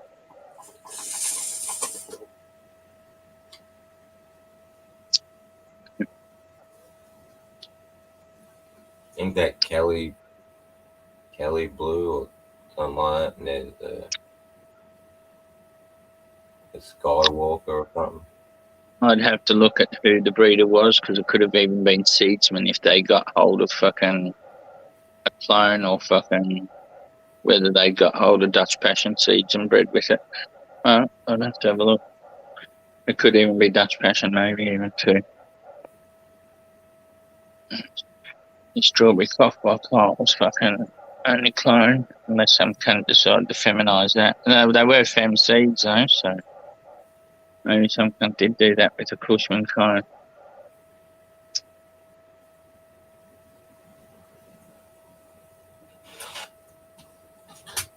It's gonna grab a drink. I'll be back. No, you're right, mate. You got to have a drink. I don't know how fucking people have fucking bongs without drinks. Drink. Dry mouth. You got such bad dry mouth. That's what one of my fucking doctors said. Oh, you been having any side effects with the prescriptions? So what do you classify as side effects? Like the usual shit. He's like, yeah, dry mouth. I'm like, yep. Straight up. He's like, oh, Yeah. okay, how do you deal with that? I'm like, I drink. I just drink, man. Oh, okay, yep, no worries. That's not much of a problem. It hasn't been a problem for fucking years. As long as I drink. Fucking prescription drugs were bad for fucking drying your mouth out. And fuck, I used to hate Oh, they that. are. Yeah. Man, fuck. You take painkillers, they're going to dry your mouth out, you know? Like, it's just... They how it all is. fuck with your saliva glands, man. And fucking start making them spasm out so they don't produce fucking the saliva as normal. Dry your gums out, and that's why fucking cuts the teeth rot. So It's fucking also what causes fucking bad breath as well. yeah, it Like causes when mitosis, your mouth, yeah. Meiosis mouth or whatever dries it out. is. Yeah. Yeah. I've always got a fucking drink on hand and that. I used to always carry a 2-litre fucking bottle around with me always as well. Or coconut water. Coconut water. Yeah. Were we thinking the same thing then, PT?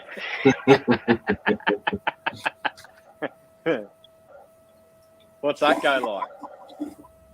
I don't mind it. I like fucking. I used to like. That was a good thing about being over in Timor and that as well. Like fucking getting the little buddies to climb the tree, get a fucking fresh coconut out. They'd fucking crack him open, make a little drink hole. It'd just scull the fucking coconut. It was awesome. And then, like, but not many other like fucking anybody I ever give it to, like, if they want a taste of it, they don't like it. Not many people like coconut water. But I reckon it tastes nice. It tastes far better than coconut milk, that's for sure. Coconut milk's not nice. I don't reckon that's any good unless it's in food.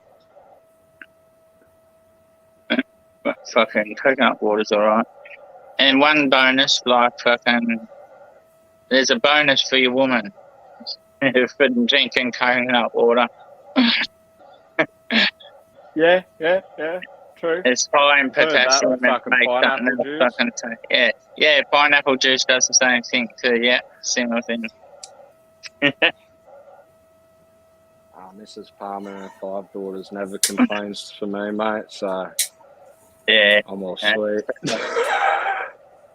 and even with the Mrs. Palmer, even with a woman, fucking Mrs. Palmer, his 5 daughters always, and her 5 daughters always helping out.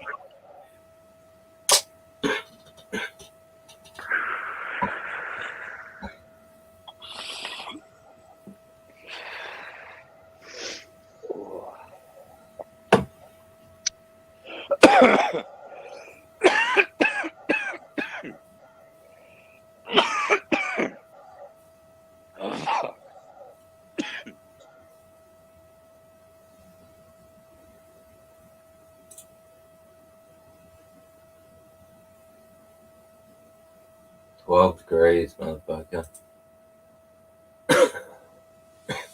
Yeah, it was 10 degrees here earlier. At 10:30, it was 10 degrees or something. And now it's starting. Now it's rained since then, so it's probably colder out there now. I'm gonna have to move fucking put a couple in pots out there. If it's 12 now, it's gonna be fucking pretty low tonight. They won't like it. Yeah, they won't. Higher or under a cover or something. Yeah, put something over the top of them. At least they're protected from fucking any frost and dew. Yeah, even if you lift them up. Yeah, height does it. Either Height the does the ground. same thing. Yeah, height will do the same thing. But fuck, it got fucking easily got down to 0 last night here. Fuck, it was freezing. My heater cut out in the middle of the night, woke me up fucking from being freezing. I'd fucking get up, turn the thing on. I haven't felt it that bad yet. I thought actually, I had a little thought go through my mind that I might get out the winter doona and put that on the bed. And I thought, no, it's the first cold night realistically where I've actually felt the cold. So fucking, yeah. I'm just not ready yet for fucking the heavy doona. 'Cause, like, I don't really get cold when it gets down to like 2 or 3. It's only if it gets down to 0 that it fucking made me feel it. Yeah, I rarely need it, and it's an extra.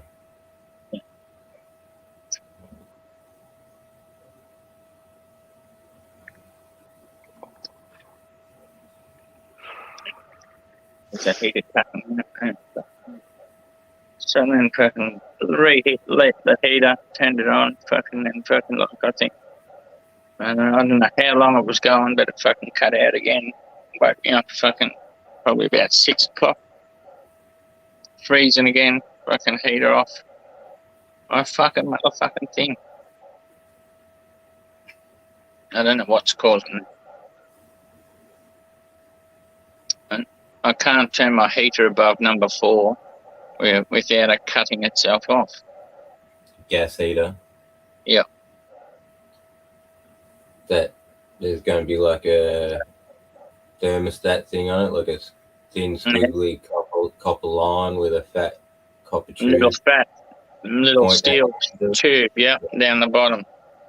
That thing's probably getting warm enough that it's like, all right, shut down. Yeah. Try move that further away or replace it, or maybe move it further away first, see what happens. I don't know whether the cord will let me move it away. Yeah. They mounted it right against the floor, right on like at floor level underneath the heater. That's where it's mounted. Yeah, mine's on the side. There's only a little bit of a gap, but if I wanted to, I could move it, maybe an inch away. Yeah. You can try and just move it a little bit away, see if that fixes it. If not, it's probably the unit where you push the buttons to relight the pilot and shit. Yeah. Otherwise, I think I'm going to make fucking little fucking mounting to go over and cover that fucking thermostat so it can't feel fucking any heat. Yeah, or you could insulate it. You could put something in between it to insulate it, but when you do it, you need to remember that you've done it, just in case. Yeah, I won't make it too insulated that it doesn't feel fucking any heat. Fucking, I'm definitely going to insulate it so it doesn't just cut itself off fucking when it's on 4. The thing can turn all the way up to 7. So mine can go up to 7 or 8, but when it gets to 4, it's like, no, that's flat out. It doesn't matter if I go to 7, the flame doesn't change. Yeah. If I just put it on 3 or 4, it won't be going constantly. If I put it on 7, the flame would go like it'd be roaring, and the fucking fan would just blow flat out, no matter how hot it got inside. It'd just keep on going. But that fucking thermostat doesn't allow that, even fucking at 4. So.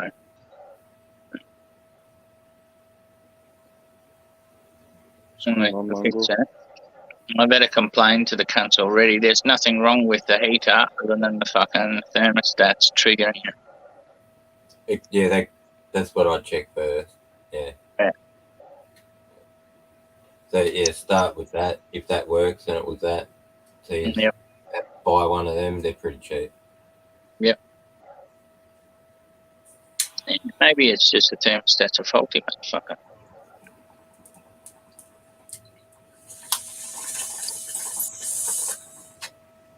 I didn't know Neptune fucking delivered to Australia, Marky.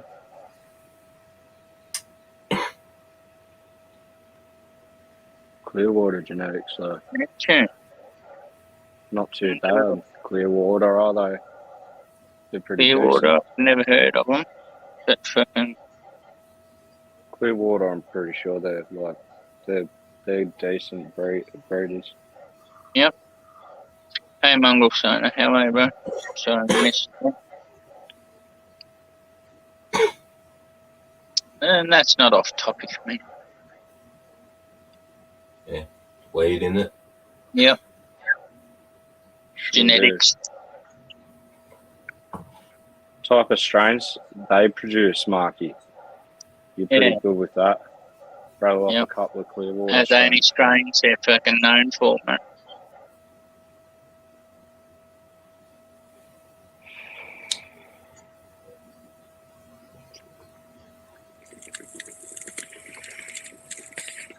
Kelly Crosses.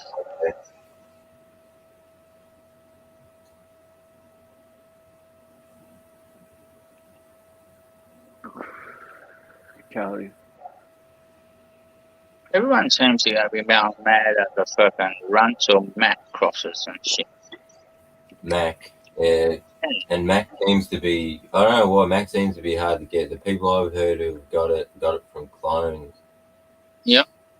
And dealing clones. Yeah, it seems to be most of the way I've seen fucking people in America fucking get hold of their Mac is always through clones.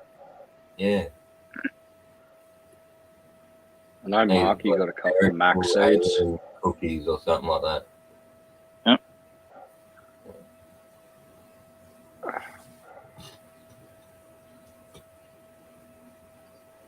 Yeah, I wouldn't mind getting a runts cross. See how it goes. Yeah, runts I wouldn't mind. Something decent though. Something pretty fucking popular. There's people in the community with runts. That's brilliant. A Mac freebie pack. Yeah. Yeah, Massive. yeah, fuck. Not just a freebie pack, a massive one. A massive freebie pack. Yeah, Yeah. like a couple of different Mac crosses. Did you, Marky? That'd be good to see. I'd like to know what everyone goes on about with it. Why is everyone fucking so in love with it? Yeah, because some of the people that smoke it are like hardcore old stoners and they enjoy it, so it must hit pretty well. Yeah, you smoke for that long, you need pretty good strains. Good strains and like a variety of them to go through. Yeah. I find variety fucking. I don't seem to ever get a tolerance too high as long as I have variety. Like, once you get sick or fucking maybe a little bit tolerant on one, mate, you fucking swap to another strain and it's fucking hitting you like fucking the strain you'd just been smoking was at the start. 13 beans per pack. That's not fucking bad at all, is it? Right. That's fucking a massive haul. Mac F2, Mac BX, Mac back cross, Burberry, fucking cross Life Hack cross Mac, Mr. Clean cross Mac. They all sound like fucking nice strains to it. That'd be good to fucking see. Yeah, interested in what your opinion of Mac is. Everyone else seems to speak highly of it. Yep. Can't wait for you to grow something out, Matt, Marky, and fucking give us a review of what it smokes like. See what the fucking, if everybody's, what they're all going on about. It's fucking, the hype is real. See if the hype is real.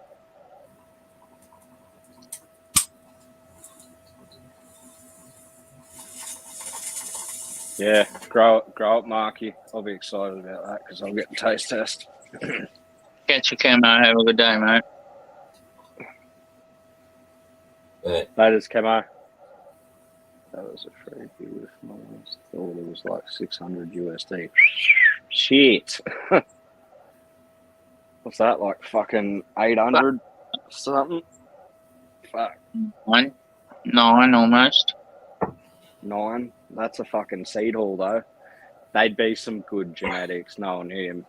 Like he doesn't really play with anything that's fucking shit. No, that's all. Americans love.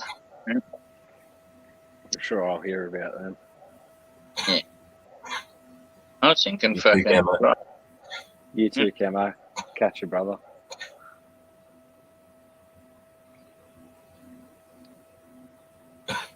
I don't know. I'm in two minds. Like, I love all the new stuff coming out of America and stuff. Just love, like, because some of it's such beautiful looking stuff, right? You know?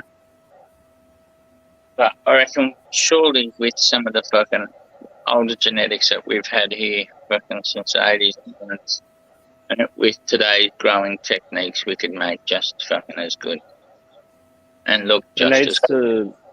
Yeah, there needs to be a retail market for like growers like us that, like, you know, have a bit of experience could get like together and fucking like get like the good strains that fucking Australia has and breed it up to be just as good as the Americans and like have like an Australian market like they do.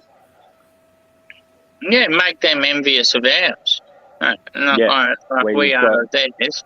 And that Yeah. make them, even more so because ours had still been underground fucking thing, so it'd make it like the fucking thing you can't have. Yeah. And that for them. Exactly. And with fucking, I don't know, with fucking the way cameras are now today, fucking, like, if you do a nice black backdrop, fucking behind the bud, you can fucking make some awesome pictures and make some fucking shit look outstanding.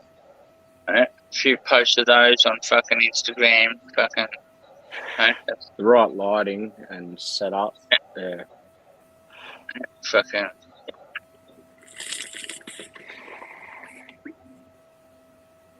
Advertise it the right way, so it's only a select drop and fucking only to the very best fucking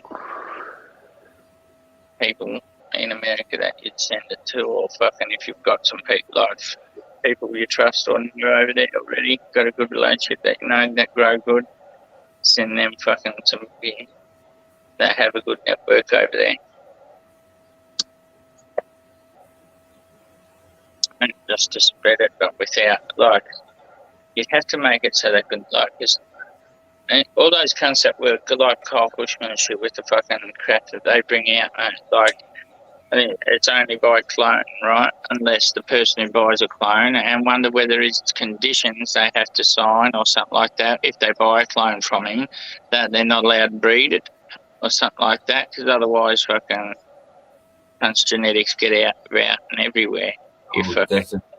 That's the first thing I'd do if that's the only way I could get something, get a clone, I'd breed it. Yep. With myself and have Yep. my own thing. Yeah, same. There's no way I'd keep myself having to keep on going back to the same dude and paying him money to get clones to grow. Right. Unless like there was some sort of I wonder whether they could do it over there, fucking some sort of fucking agreement, like fucking find business agreement where fucking that you're not allowed fucking do it. And if you do it and get caught, you open yourself to some fucking lawsuit or something. We wouldn't be able to do that here. And that's why we'd have to be fucking make sure fucking we were only give it like if we would have breed some fucking super Australian that fucking audience wanted.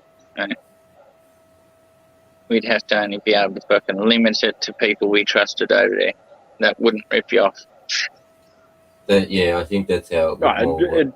I don't think you could sue for someone having your strain, but yeah, if you've got something you want to keep exclusive, you just limit how you dole it out. Yeah. I think there is fucking agreements because there are cunts that grow fucking certain strains for pharmaceuticals and shit like that, right? For CBD oils and that. They've been made for sign fucking business contracts where they won't fucking disclose or fucking do anything with that strain that they've been given to grow from fucking that the pharmaceutical company's paying them to grow. Yeah, because they've That might be because it's an approved strain and they don't want them just going on something else. Also, because it would be because it's a legal market and therefore it's business deals and shit like that. So they are able to have contracts like that shit. Stop people from being able to do that. And I think it comes down to what you just said as Be well. voluntary. Like, a lot of the seeds and that like the medical are growing over here now have come from over there. Like a lot of them that are distributing the shit over here would be like having agreements with the medicinal growers here that, you know, okay, you can produce that in that vicinity. That'd be interesting. For sure, Mark, that's what we got to do. Somehow fucking make a little collective between all us fucking originals. Have it all set up so when the fucking market changes for illegal, we can take over. We can start and be fucking dominant for. Well, we already got the community. I'm pretty sure we could network together pretty easy once it becomes legal. Yeah. Mm. Definitely.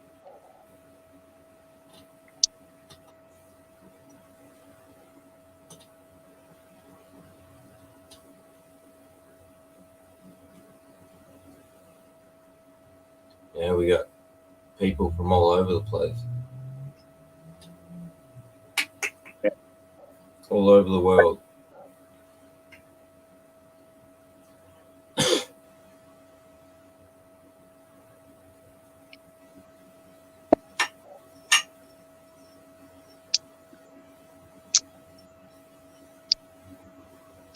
The rain stopped at least. I don't think mine's here yet. It's meant to be a storm, but I think I can hear wind. That's about it. It's meant to last for a fucking while too. I think the next few days this rain's meant to hang around for.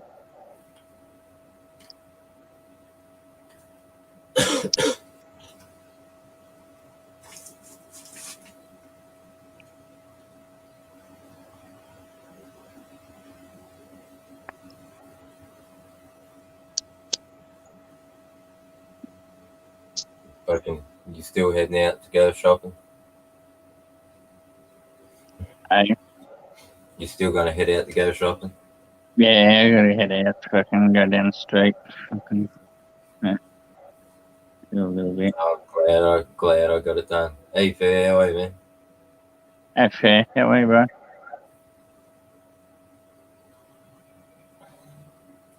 Yeah, it's like last year before or something.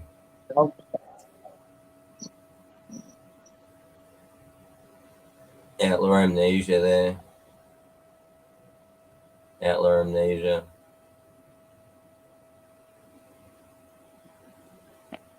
Outlaw again. Had to put yo-yos on it. The buds got too fat. It's an outdoor shot. A couple of years ago.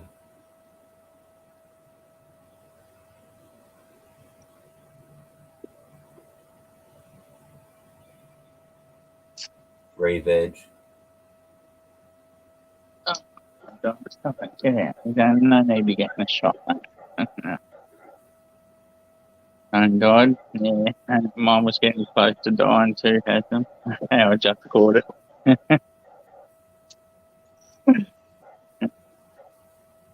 It's a skunk, I think. Yeah, it's a skunk.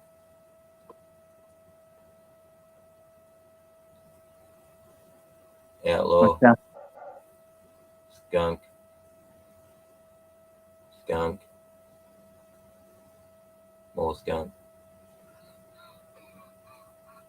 Grew pretty well, that one.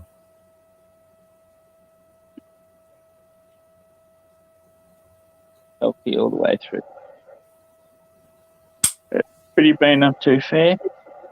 No problem, Greenland.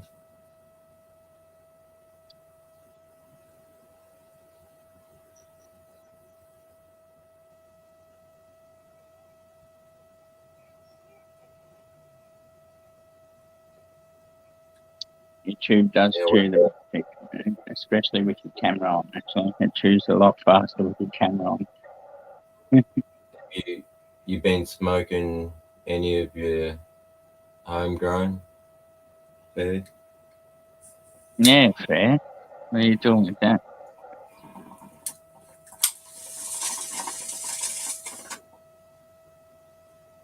If you're homegrown, if you have been smoking it, is it better than your fucking medical?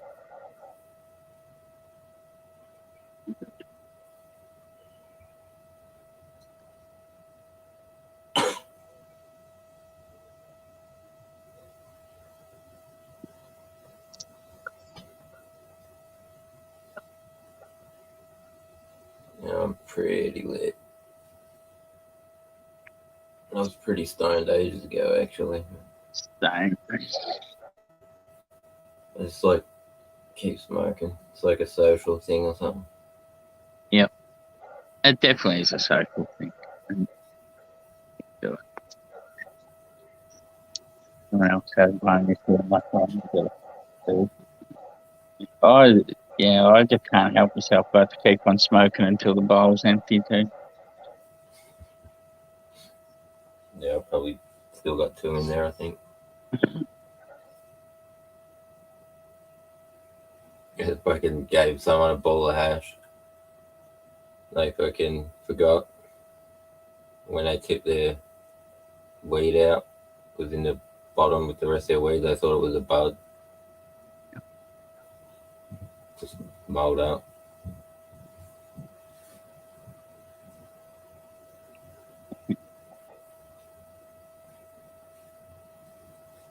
Oh, they got to try it at least.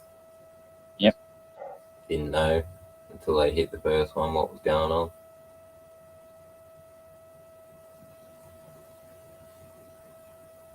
Do you want to jump up and tell us how the fucking homegrown smokes fare? Or Yeah, drop the link so you can jump up and tell us what the homegrown's like.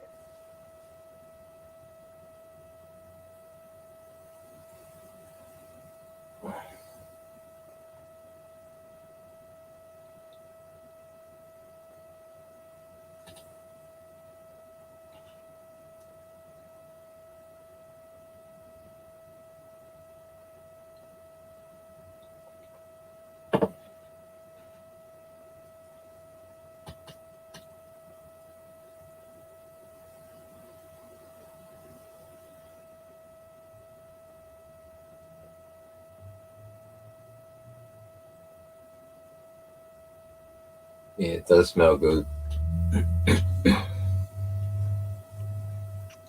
Still pretty much curing her. yeah, I follow UFC. So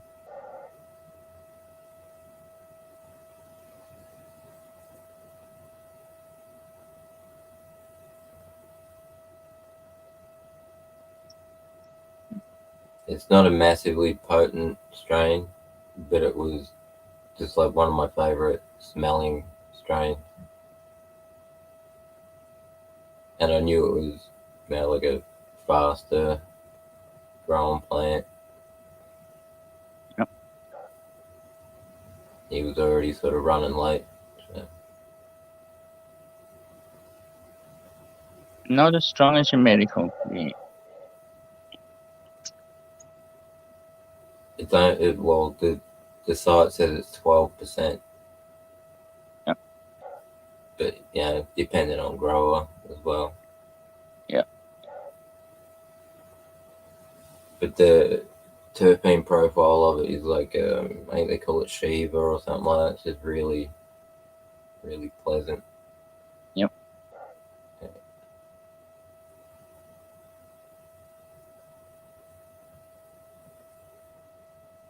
Sun's out.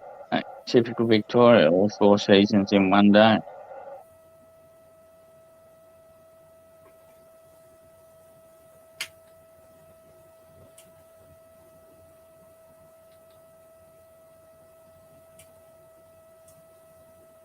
Still windy here.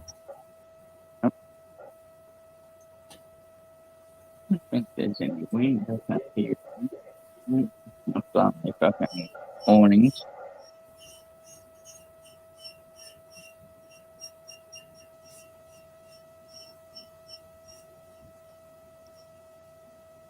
Who's fighting this weekend, Dave?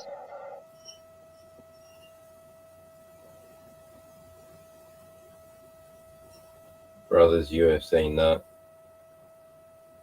I used to. I sort of dropped off, I don't know, about 5 years ago or more. God damn it. No one rings the doorbell. I'll be back. No worries.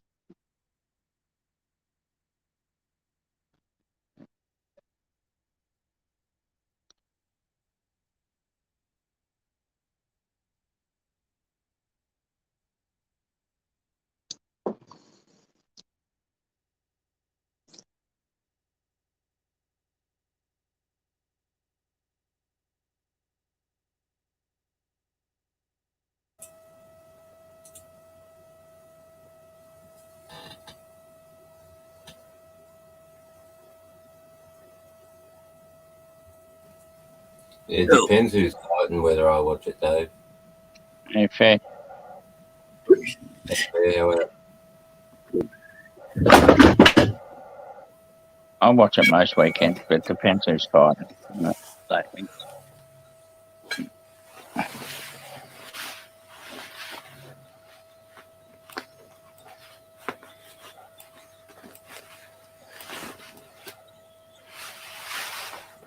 I liked it more when it was different styles. So it was amazing to see how a style went versus a style, and how Brazilian Jiu-Jitsu sort of became a foundation. That whole evolution, that was good to watch.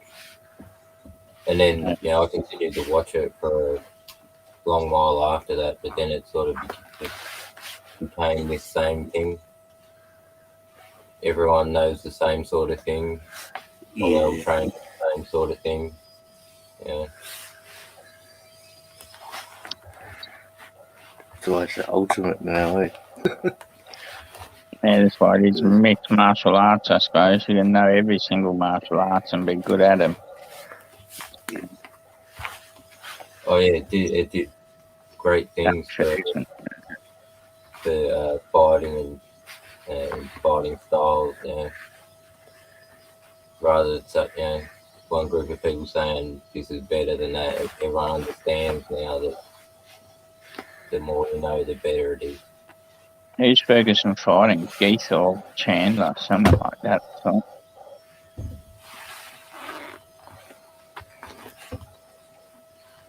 How's that, the Denmark one, Monty?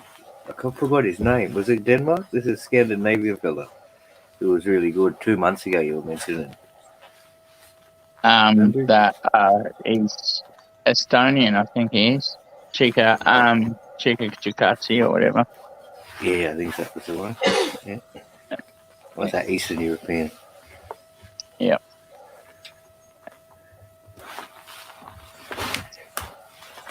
I don't follow it at all, though. It's a bit fucking...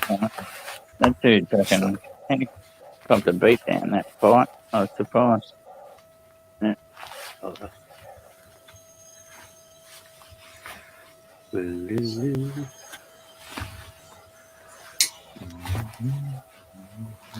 Chandler.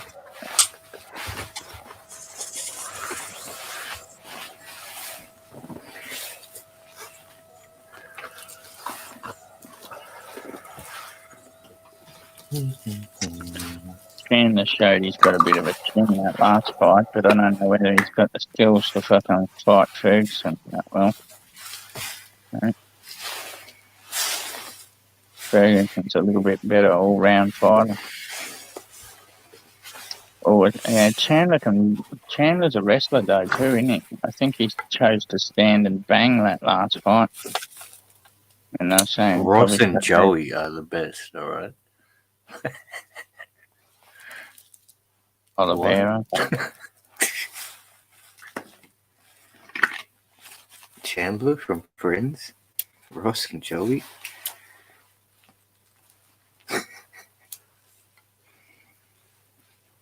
Oliveira's all right.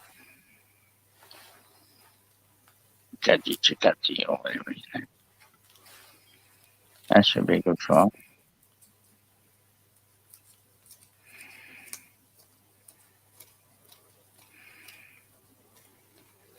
I don't know. Chandler's improved over his last fight. Maybe he can make that. Maybe make something of it. Ferguson's not that.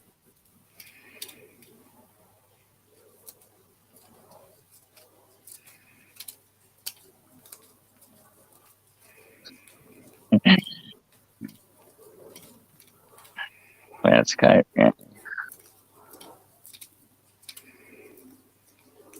If it wasn't raining today, I would have been mowing the lawns already and shit. Not mowing. Yeah, weather's been hella strange over here. We've had like 4 seasons in a day for the past 4 or 5 days now. It starts off really cold, and then it gets hot. Like you leave the house with a jumper and everything, but by about 10, 11, it's very hot.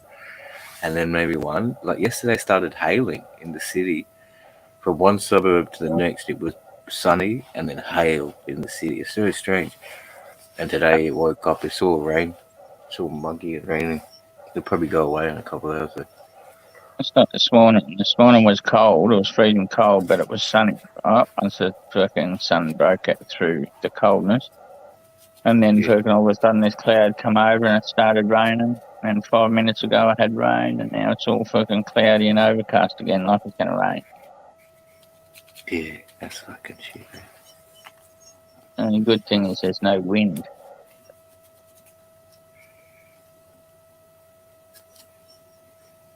That'd make it hella shit for like outdoor growing, if you had a constant 4 seasons in a day where your plant didn't have time to just like adapt or, figure out what's going on. I guess it would adapt to what's going on, but fuck, it's not going to be good for it. It's not ideal, but it works, and you do what you can to help you if it's real bad. Right. So I never cover them up, but I'll go out there if it's been really bad for days in a row. I'll go out there every now and then and shake the crap out of them, just make sure they're not waterlogged. But they're very resinous plants by the time, and by the time you get that sort of weather, a lot of resin and water just feeds off the plant. Yeah. Oh, okay. I was thinking maybe I was going to get a glass house happening. Start building a glass house. Start going around buying second-hand fucking like windows and shit that people are getting rid of on like building sites and shit like that. Shower panels. Yeah.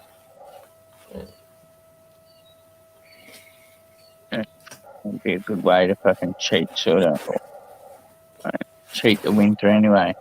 I reckon. The plastic stuff's pretty cheap and it lasts ages. I forget when I did it, but it's like over 5 years. Yep. Like the metal frame that I use to put it in is like a bit in the middle, fucking rusted. I had to replace it. But the plastic's still like the day I bought it. A good thing about those plastic sheets too, you can take off every second sheet as well, if like when it's on hot days, to let some air flow through and shit like that.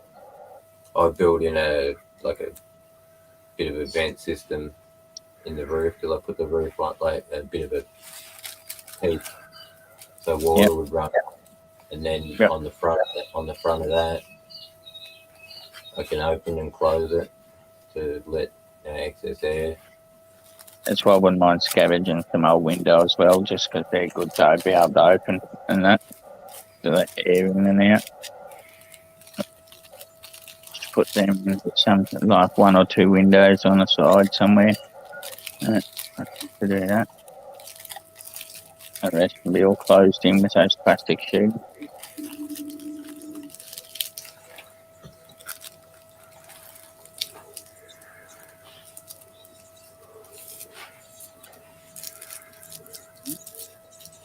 Go to Bunnings over the next 1 or 2 days, get myself some broccoli and fucking shit, cabbage.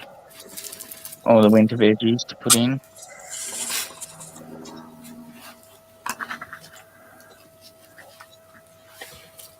Got strawberries out there going nuts.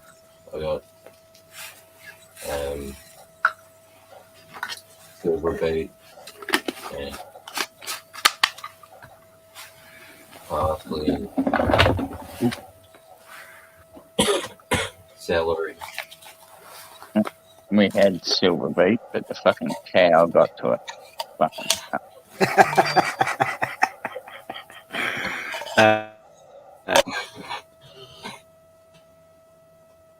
Caught her just before she fucking started demolishing all the tomatoes too. Got all the bok choy, fucking all the celery. Not celery, silver beet. And what else? Some rocket. It didn't get the fucking silver beet. Not the silver beet, the fucking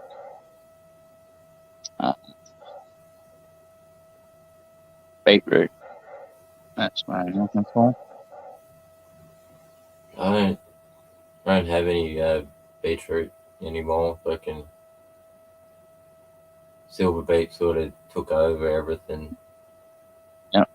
Oh, I've got like a rhubarb as well. That nothing takes over that. It's like this fucking I can chop it down to nothing, and it'll still find its way out.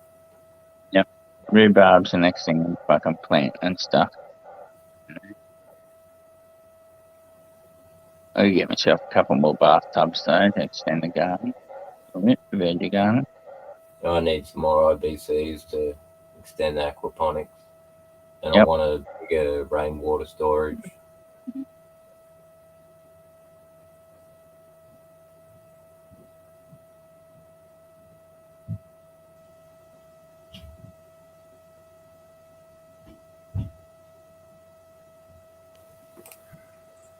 They're disgusting. They don't teach us. Like, it's actually just that you got stories with your God. It probably took time to put that with you hunt down food. Your audio is low or choppy. Just saying, like, you know, the fact that you're able to grow, like, and sustain yourself on a hardy plant that you could, you know, took time to establish. You chop it down, it comes back. That's your food supply. You know, like, you don't need supermarkets and all this shit. Like, if everybody had a little plot in their yard, and maybe you share with someone, like they grew strawberries next door neighbor, and you grew like watermelon. You got too much. You swap, so you got variety. It's so fresh, so tasty, and then. Well, if everybody I don't know, dedicated it's just a crazy quarter shit. of their backyard to a veggie garden and shit like that, that yeah, pretty much self-sustainable. Yeah, And that sort of thing did happen during World War II. Like, Yeah. everyone had fucking either, like, there was community blocks, like a vacant block on every block of, there was a vacant one where everyone would go and work and fucking plant veggies, and that would be fucking that block's fucking staple food. Or they did it individually in their backyards and stuff like that. They were able to grow more food during fucking, I think, from 40 to 45, I think, like that, or 41 to 45, than they were importing before the war.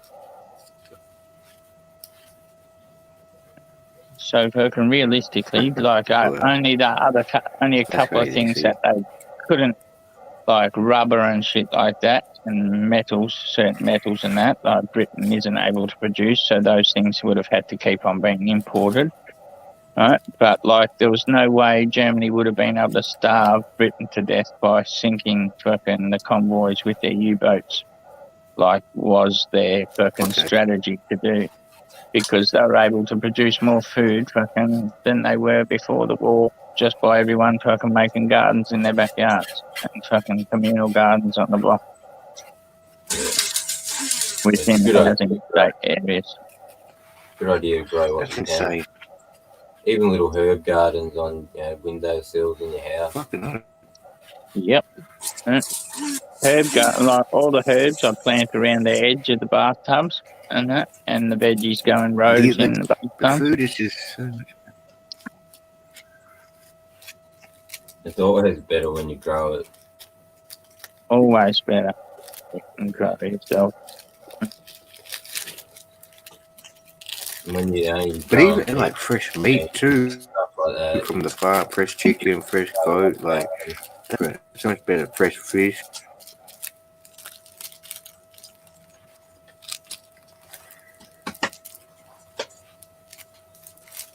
Yeah, plenty of fish. Oh, sad. Bought Oh, a you got fish, eh? Yeah, he's Bag. got aquaponics happening. 25 kilo bag of food. Of fish food. Starting to cool down, they'd be starting to go off the food soon, wouldn't they? Yeah, it'll be a once a day feed. Probably drop by about 10 to 20% volume. instead of twice a day, full feed.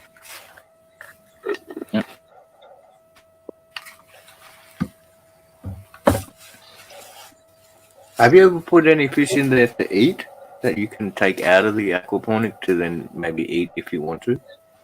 That's what the main tank is. It's full of Or is that just not a done thing? silver perch, redfin, and there's a estuary perch or something in there. Yeah. Yeah, that's what that tank's for. If you want to fish, you Nice. can go grab one. Yeah. The tank with the carp in it was because when we went fishing one day, one of my family members didn't like the carp being killed because you have to kill them. Can't put them back in the water. So he was finding it distressing. Like the first carp that we pulled out, I killed it, humanely. This is what you got to do. And, yeah. So after that, we kept the rest of them and bring them home. Put them in that tank, and they've been there ever since. Oh, sweet. They would have loved it.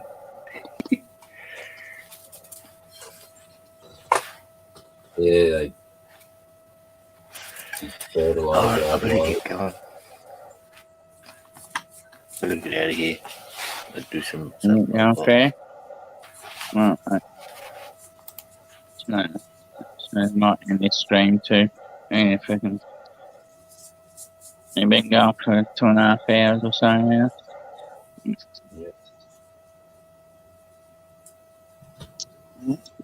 Thanks for everybody stopping in. Peace, everyone. See you soon. Have a good day. Smoke well. You too, Fair. Have a good one. Peace, bro. Marks, Mongrel Stoner, King B, Cloudscape. It's Dave. How much we got there? I don't know. Yeah, Hasdan. Everybody else, anyone I missed, thanks for dropping in. Have a good day. Catch us.